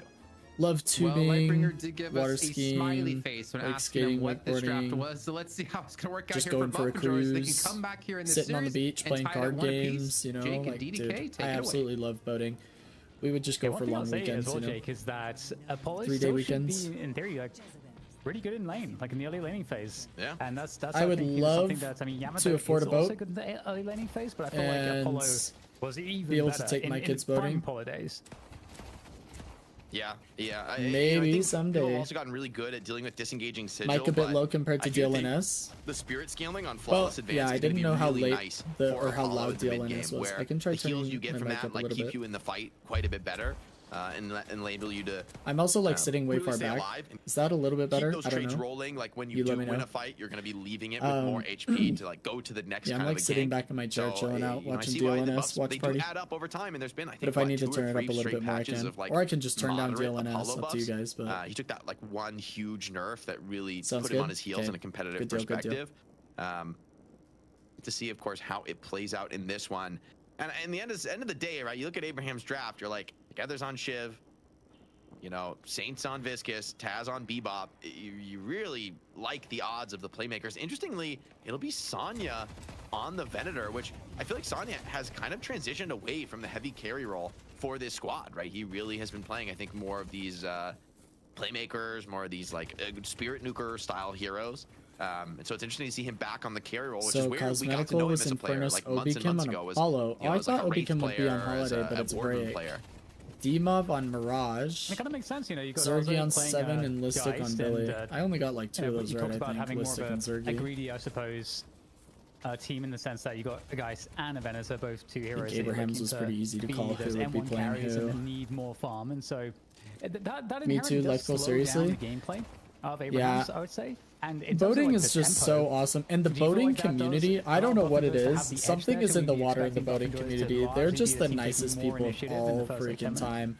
My parents went on this super large Yeah, boating definitely trip, possibility and is literally together, it's everybody we absolutely met is boxed out just of the this lane. salt of I the mean, the earth, Infernus super is helpful. beaming. Cosmetical You has pull a up to a couple really marina nice and you've got ignites on like him, 2 and different boating send the groups opponent that are back to like, base that hey, let early us is help nice, you, and it's throw gonna us your funnel a lot of ropes. souls Like, towards Arzo, which you I won't be don't too know mad what at. it is, dude. Small They're camp, doing though, something right. Traded in one. Looks like both teams kind of won the other side small camp Absolutely in the side lane. love So the still, boating I would say community. pretty even, although both teams winning the aggressive side of the side lane.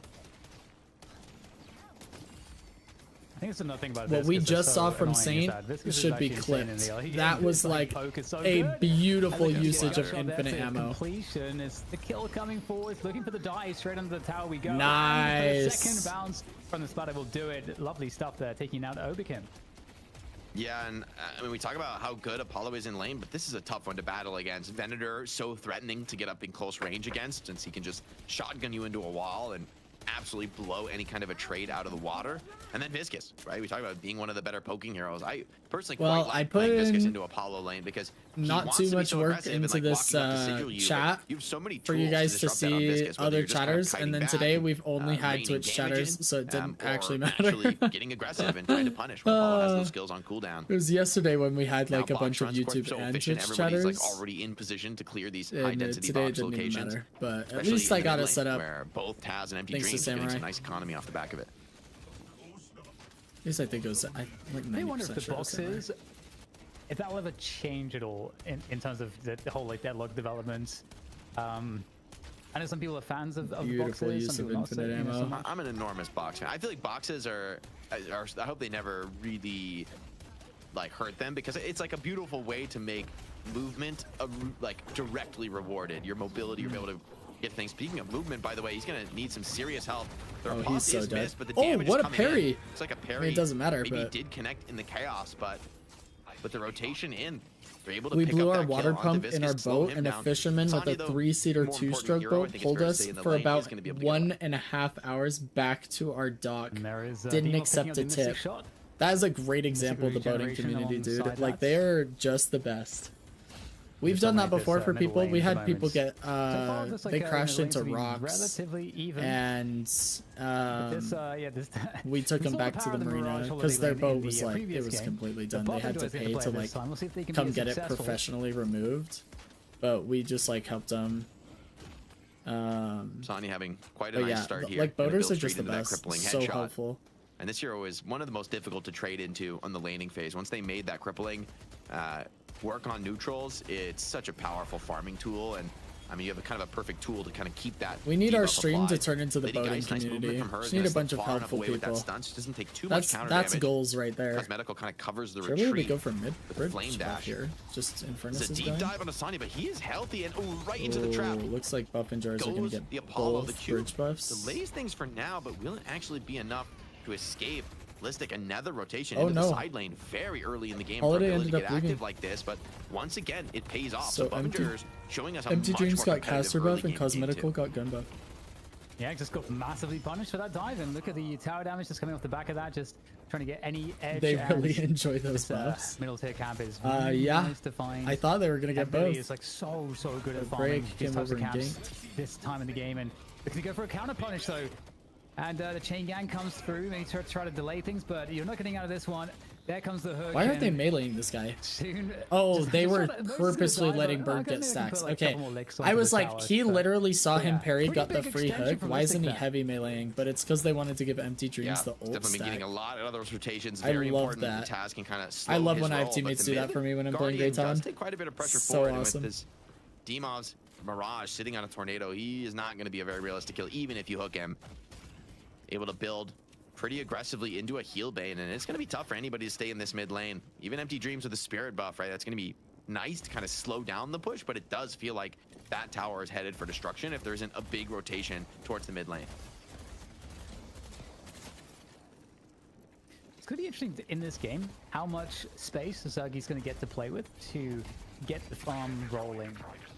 Obviously, Zergi has been phenomenally effective on buff enjoys over the last few weeks, so he's always a key player to look at. Taz shuts down Demov. Looks like Demov is maybe trying to get a little cheeky, steal a camp away. A little too early, gets punished. That's going to be the headhunter picked up for Demov. Players low across the board, though, in this fight with Eternus. Keeps wanting to find these burn connections off the 7 stuns, but the movement has just been a little too clean here from Together and Arzo, just bunkering down. But 7 and Eternus are both insane heroes for pushing down early towers and pressuring early waves, and it seems like this Geist just can't keep up with the wave clears. I considered, okay, I randomly had this idea and I forgot I was going to talk to you guys about it and ask if any of you would actually watch it or think it's a fun idea, or if it's just a waste of time. I guess it's not technically a waste of time because it's something I'd be doing anyway, but I had this idea of doing, it would be like Saturday silent streams. So basically it would be like, if I'm gaming on Saturdays, I would just stream whatever I'm doing. So whether it's like, normally it's like not even gonna be Deadlock. Like it would be whenever I'm playing like CS with my brother, or World of Warcraft, or like whatever the game is, or when I'm playing Deadlock off stream, or what would normally be off stream. But I actually wouldn't be interacting with chat like at all. It would basically just be me streaming, me playing games, and then you guys would be able to come in. You guys essentially would just be hanging out with each other because I wouldn't be interacting with chat at all. That's why it would be a silent stream. You guys would just be watching me like play games off stream or play other games, and I would basically just be doing my thing. I'd honestly probably forget I was streaming. But I had this idea, and it would only be Saturdays because every other day of the week is devoted to like coaching and whatnot. I wonder if there's like, is there really any advantage to doing it? Because most of the time when I game off stream, it's like purposefully off stream, right? Like I'm not paying attention to chat. I'm just hanging out with my brother and we're doing our thing. But like, I figured if I'm already doing it, maybe I should just stream it to you guys, but I wouldn't interact with chat. So it actually wouldn't change anything about my gameplay or especially that like 7. how I feel about the gaming going back and the whatnot. other way. Taz starting to activate, but it would also give building you his guys own a chance to headhunter, like, so Bebop if is you gonna don't be know able to which streamer to move the watch, needle or if anywhere he shows up you in know the team you fights. want to lurk somebody or Demon's able to whatever, contest sinners like you guys this, though. It can definitely speaks to his strength in the game. hop in but the threat here from and Taz hang is out just with too each great. other and He has to back whatnot. off for now. I don't know. It's like this random What's idea I mentioning is had. that Empty Dreams is having a rip roaring start. 7.5k, and that was quite, you know. Maybe if I'm just streaming on Saturdays a little bit, even if I'm not interacting with chat, maybe the community would grow slightly, and then we can start doing those community events more often. He's gone, you know, typical build. It's fun, go for it. Gives viewers vicarious enjoyment and the streamer the idea that they may be entertaining someone. Yeah, even as a staff in the bird with 2 levels I think in it's mainly as well there's that good like players to assist the bird, right? If you get like a hook with Taz, if I don't know, Together it's and like Saint are around to throw a little bit of damage in, the bird is gonna be all mainly you just need. There's, providing like, the double community execute, more right? You time can together bird if they into a want. shiv execute. You know what I mean? You could be killing people from very high Like, 'cause initial I'm- HP totals. I'll never be Shiv now streaming on being Saturdays, like it's just targeted. never Biscuit gonna shows up to happen. maybe change the narrative. A cube comes in, but still But the maybe field I could chain do pulls Shiv into a Saturdays compromised position. without interacting with chat, Onto Demov and then it wouldn't be like, simultaneously. it wouldn't cause any Does sort go of down burnout for it. because I wouldn't Traded, though, be onto doing the barrage. anything It other feels than like that's going to gaming. be I don't worthwhile know. considering how well Demov has been doing in this game. It's subtle psychology. I don't know how to explain it. It's fun, yeah. I think it would just give us a chance to like come hang out, or like you know, you guys can talk to each other. If you guys could literally be flaming me the whole time while you're watching me go 1 in 15 on pocket because I'm learning him,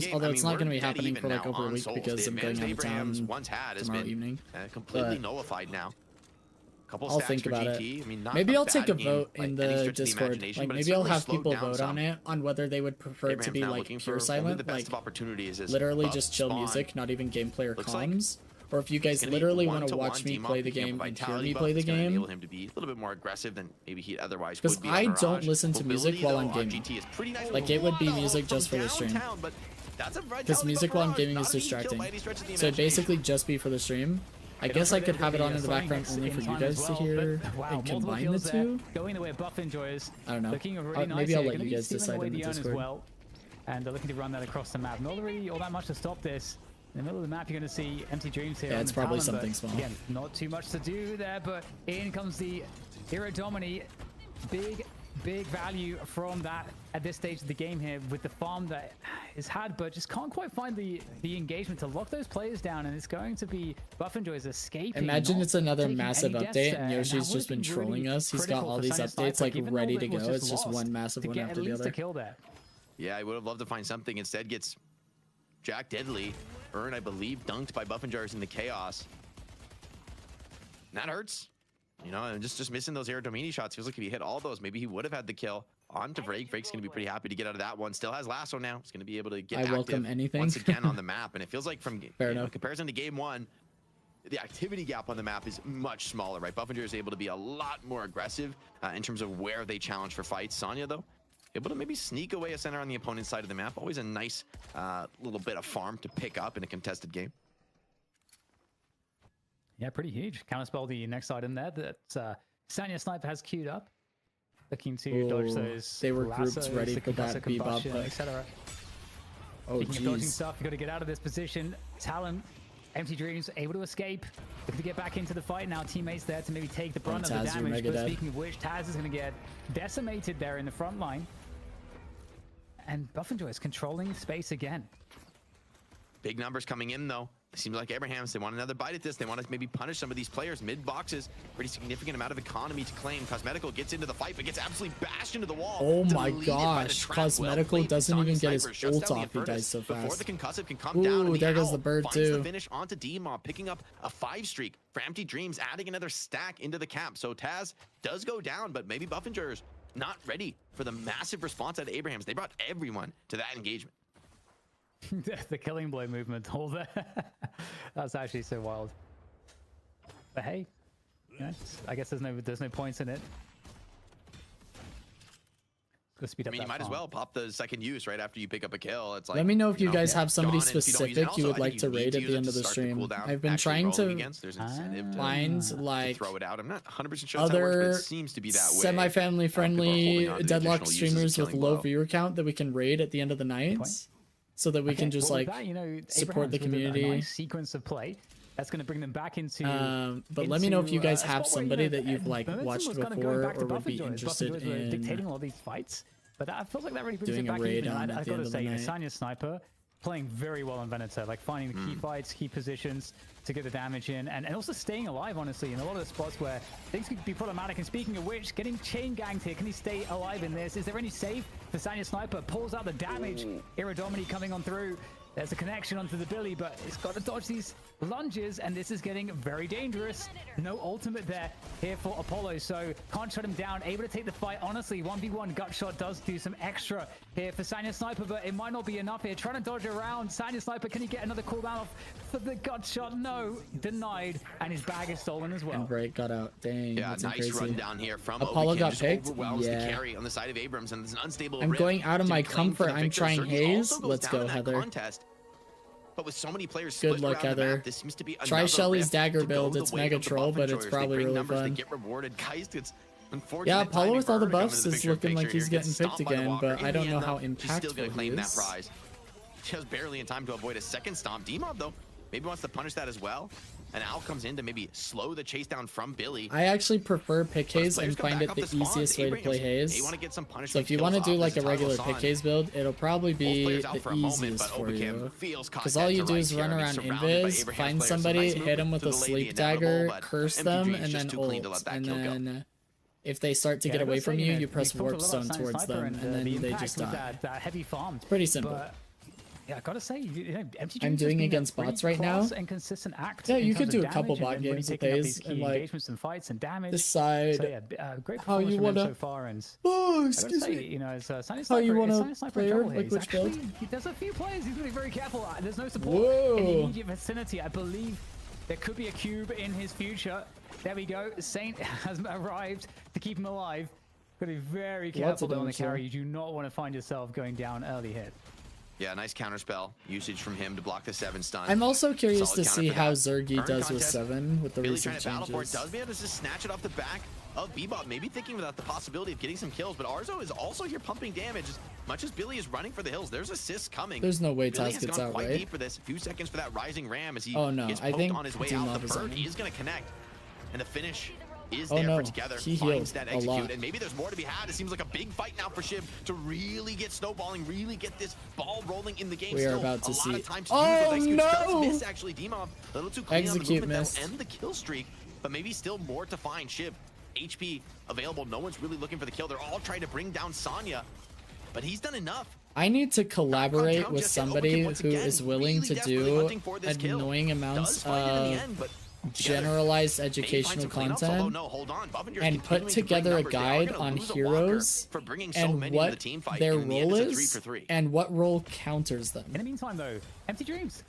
Picking Or up, what heroes a low counter damage which on the right heroes side in lane, general, maybe pushes not even by Speculative. role. right I to don't the like base this. guardians. He's Like losing just all his health. generalized where it needs to be and No one's specific where it helping him. needs to Okay, be. somebody's helping him now. They're going to start putting some damage down on mid boss, but I don't know about this. I'm scared. I'm They're gonna definitely go for not it, though. doing Hold on. it. Maybe the timers are long I don't enough. like We're keeping generalized Billy there too education, now. Okay. Maybe this will be a but- clean mid boss take. Or I don't like creating it, right? I would collab on it though. Talon's looming though, and also the bird is available. Well, it would Here mainly comes the be a challenge, video. looking to meet the challenge, the lunges, Like just we would forcing them put, away. like I guess we could stream the dropping. Is there putting anything to together of the stop this? video, but In comes the ball ultimately to it roll would on be through. for There's a video. stuns. There is So that you two guys could for Buff reference Enjoys, it and one anytime, crystal like, goes to Abraham's. Hey, I'm So like go to Abraham's the actually chapter doing a on good job on the Pocket. Like challenge. I'm wanting to learn Pocket. What counters Pocket? And we And would go over like hero counters, itemization counters, Seven gonna be coming back into this positioning fight, loaded counters, and like ready just for bear, everything. so You there's know not what I much mean? time. Abrams, they need to find these kills, Like but what instead they find what only counters death. Geist? Buff enjoyers. Silence, A confident curse, mid-boss call from Obakam, and it'll CC. pay off big time as they seize a huge advantage in this game. Sonya wants to claim What that counters? last reju back if he can. Maybe try 7. to escape with his life, but it feels like that's Spirit asking a lot. Nukers, Buff enjoyers ICC, readily choose available instead to just non-ultimate kinda CC. reset this position, take that rejuve into the next team fight, and Generally they pick do come up heroes. the victor in that trade. Spirit Nukers counter. I gotta say as well, for me, I think two of the deciding factors, M1s like bringing Buff in and the early Joyce game? back into this game, was In that mid-game? they got really fortunate Just on the little rift things. spawns in both occasions, in terms of the timing and also the side of the I just map. don't want to put together, I but I'd think, be happy to be a resource for it. Just You know? to stand on my soapbox. That would be my for a collaborative second. effort. Is like I do not like variance. I'll answer in the questions, objectives. but I don't feel want to like put the video if it- together. I feel like a change that I would love to see is just knowing which side it's going to be on with more time in advance before it spawns. That would be a change I would want to see. Yeah, the randomness from the rift is significant now. I'm Definitely sure something there's that teams stuff have out to take there. into account, at I least just on don't know this how current patch. updated it is. I guess I could Gentlemen, just speaking find of that patches, I have breaking news. and Shiv has listen been, to a bunch of them, nerfed. and then find which one I think is best, Mid-tournament or patches most came out, accurate and up to date, reverted, and then just give you there guys we that go. one. We got production is- is on it. But This is peak esports, guys. obviously that This wouldn't is bring peak content esports. to our community. It would Okay, just okay, so we're bring seeing education to the some, current community. Wait, are these nerfs? Okay. So they just basically got rid of the melee. Right now, the on build I'm Slice and using is Dice. called Actual Full It's not Spirit that bad of a Haze. I change, didn't though. see that message until They now, slightly Heather. nerfed the But killing good blow luck on threshold. that. This is, I think, a very minor change. The biggest Good change is, luck. okay, no more global amp. Instead, we're back to the spirit damage and spirit shred on the Slice and Dice. So maybe these gun shiv builds are going to be short-lived. Interesting. Okay. I mean, Heather, that is this is the last quite time the we'll Spirit short-lived Dagger shivs. builds. Yeah. And Run it's down under his own probably blocker. going I to think be a together difficult way to play really Haze, is gonna be but it's surprised also that they going to were be able to fun. You successfully do get you. that kill. Will the punishes come in right now? The chase is going towards Vrake on the holiday, but this is a very tough customer to catch. Unstoppable, keeping this Stormcloud up through the knockdown, securing a walker take, and just nobody can challenge Zergy with this ultimate maxed out. Unstoppable comes to an end. Zergy's gonna back out for now. Looks like that rejuve is starting to run out. Instead, they're gonna look for a kill on the Venator in the side lane, but this is Venator's dream position, right? Holding down a corner in a small room is not the place you Dang, want they're to going to challenge get a him. second walker here, it looks like. Yeah, it's starting to look pretty rough here for Abrahams. Gonna be losing another walker here as well, and not too much to stop this. Holding on to as long as possible there. Great For timing. the ult, and it's perfect. Oh, it's a cinematic finish with the lunge. I personally think Apollo's ult being now. able to be But held does he have the skills to get out? indefinitely is Everything's on broken. cooldown now. The rundown I think gang they is should here. have a Nice timer. Use of the sigil though, really showing It off can what's be a possible decently momentum-wise. timed Shiv, thing, Bebop like gonna ensure it can be there long-ish, is a finish there, and but hold on, who infinite came in to help? Well, seems save your buddy syndrome. kind of Cosmetical ridiculous. Also goes They down, can and buff him in honestly, other Eternus areas has if gotta they be want. If they doing feel like pretty nerfing nice him on- is on the owl stack. Even unrealistic. with the nerfed 8 That's spirit power, he's been getting a ton of owl kills. like maybe add impact definitely have to damage peek and at then that the in bonus moments. damage after, if that's not already a I gotta thing. say, for them to make that change so soon We gotta after use the patch, this. it feels like it was like a mistake that it made it in. I mean, it Because- feels like the stats must have been crazy, right, in pubs for them to hotfix Yeah, just one character like add like that. impact Maybe damage the since pub that stats are a isn't a little out of thing, control as we for just Shiv. checked right now. And those two kills, I mean, Um, speaking of the stable rift, right, the yeah. last couple have been pretty favorable for Buffingers. This one looks to be uncontested. I mean, just off the back of getting those 2 kills, like, yes, you get a walker on the other side of the map for Buffingers, but these are some very buffed minions. There's no walker on this side of the map to take, and so I wonder what Abrahams choose to do with this lane push advantage. GT's hanging around, so is Shiv, so they might actually look to try to assist these minions. It does feel kind of worse because, like you say, you kind of have to put resources behind clearing this, and that's going to give the team that has the troopers. And again, more Billy pressure able on to the map. freely heavy melee troopers. Yeah, maybe nothing is quite strong enough to deal with. Another earn dunk, by the way. This one, I believe, goes into Zergi's bank account, who is just getting filthy rich right now. 35K for the 7. Yeah, so whoever is, assisting you getting the souls at the end with you does get a bit of a split. Okay, so interesting though, because the top 3 players that have the most farm, it's so interesting actually, because the top 3 players that have the most farm are the exact ones you would want for Abraham, so that all makes sense. Yeah, they're definitely splitting the resources more. 7 is going to be asked to do quite the hyper carry job in this game. And he's gone for a more diversified build, like even buying the bullet resilience, which is maybe makes sense this game with, so much bullet damage coming in from Venator and Geist and even Bebop. Decent amount of gun damage in his build here. But not an item we often see picked up on 7. So I think Zergi recognizes he needs to be tanky in this game. If he gets focus fired and killed out of the fight, almost any sacrifice would be worth it for Abrahams. When you put all your souls into one person, it needs to pay off, right? He needs to have a high impact team Interesting fight. that A 7 lot of is cash to running spend, right? bullet I'm curious Resil. what the next buy is. It's going to be Leech. So, okay, this 7 is going to be very tanky and very able to take long sustained engagements, not reliant on big cooldowns like Infuser, and instead really playing for that hybrid damage. Okay, well the map is very pushed here. Every lane, huge priority for buff enjoyers. You got Abraham's playing close to the base. Just a 10k difference and an advantage, marginal in terms of the stats at this time of the game. So we'll have to see exactly what the plan is for Abrahams. I don't to know, this burst game looks out of like this it's prison that they going gotta the find way of themselves in. buff enjoyers And with so Mid-Boss far. spawning soon, the next team fight is going to be pretty impactful. Yeah, mid-boss could be decisive in this game.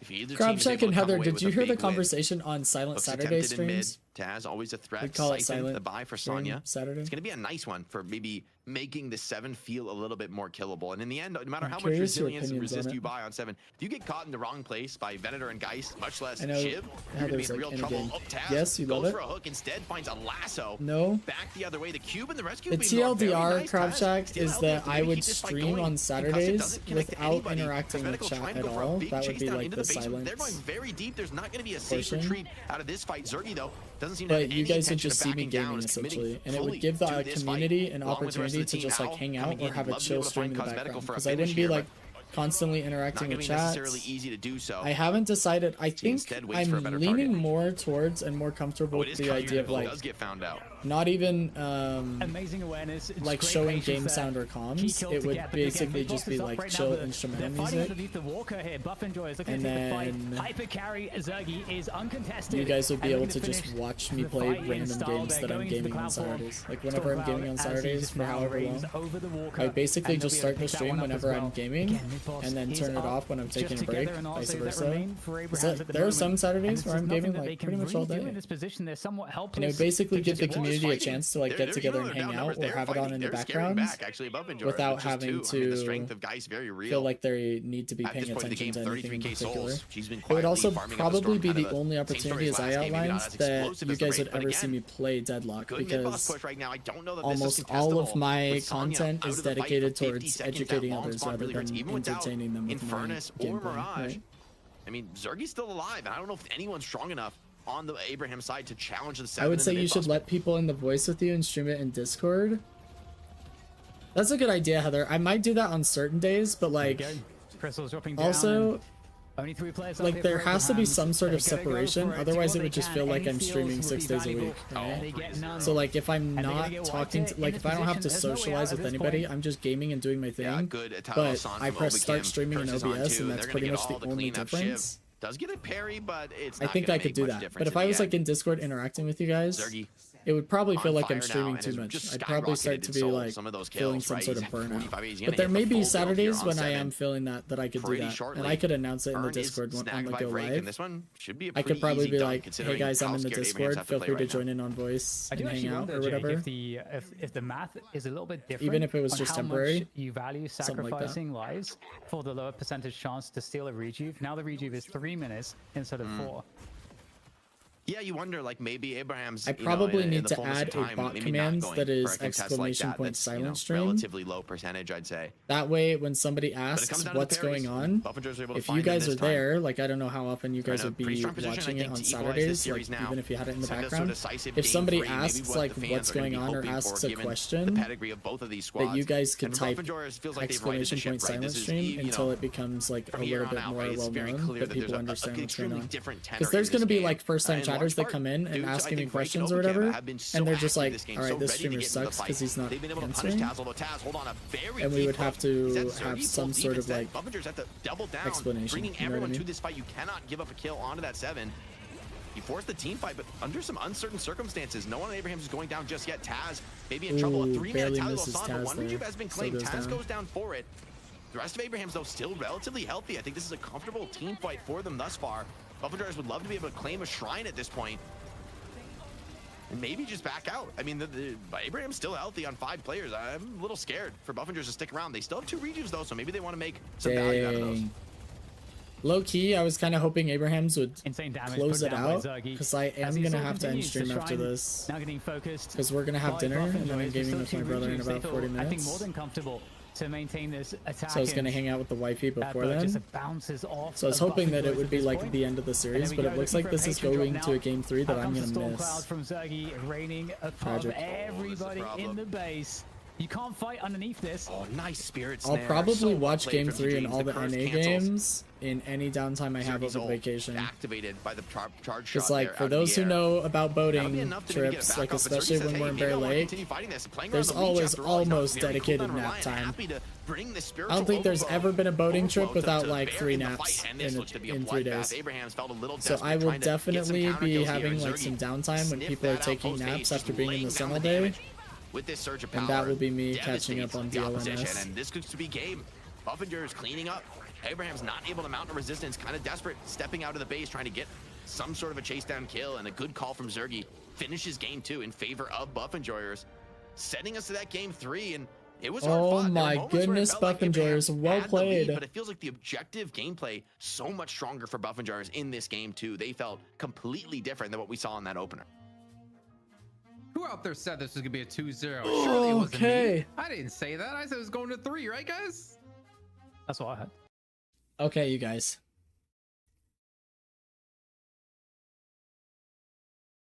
It has been a blast.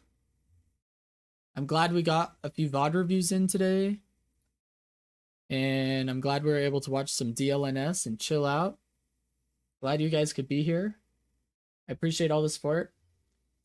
I will have a stream tomorrow. I don't know how short it's going to be because we don't know exactly what time we're leaving and whatnot. So we're kind of playing it by ear. But what I'm trying to do tomorrow is start the day off with a live coaching session and then get in as many VOD reviews as I can. And potentially pro VOD reviews. We'll just kind of see what we have time for. So I will see you all tomorrow morning. Thank you so much for supporting the stream. Consider joining us on Patreon. Thank you to our newest member of Patreon, by the way. And I will catch you all tomorrow. Good luck on the games with the newest patch of Deadlock as well. And peace out. Have a good night.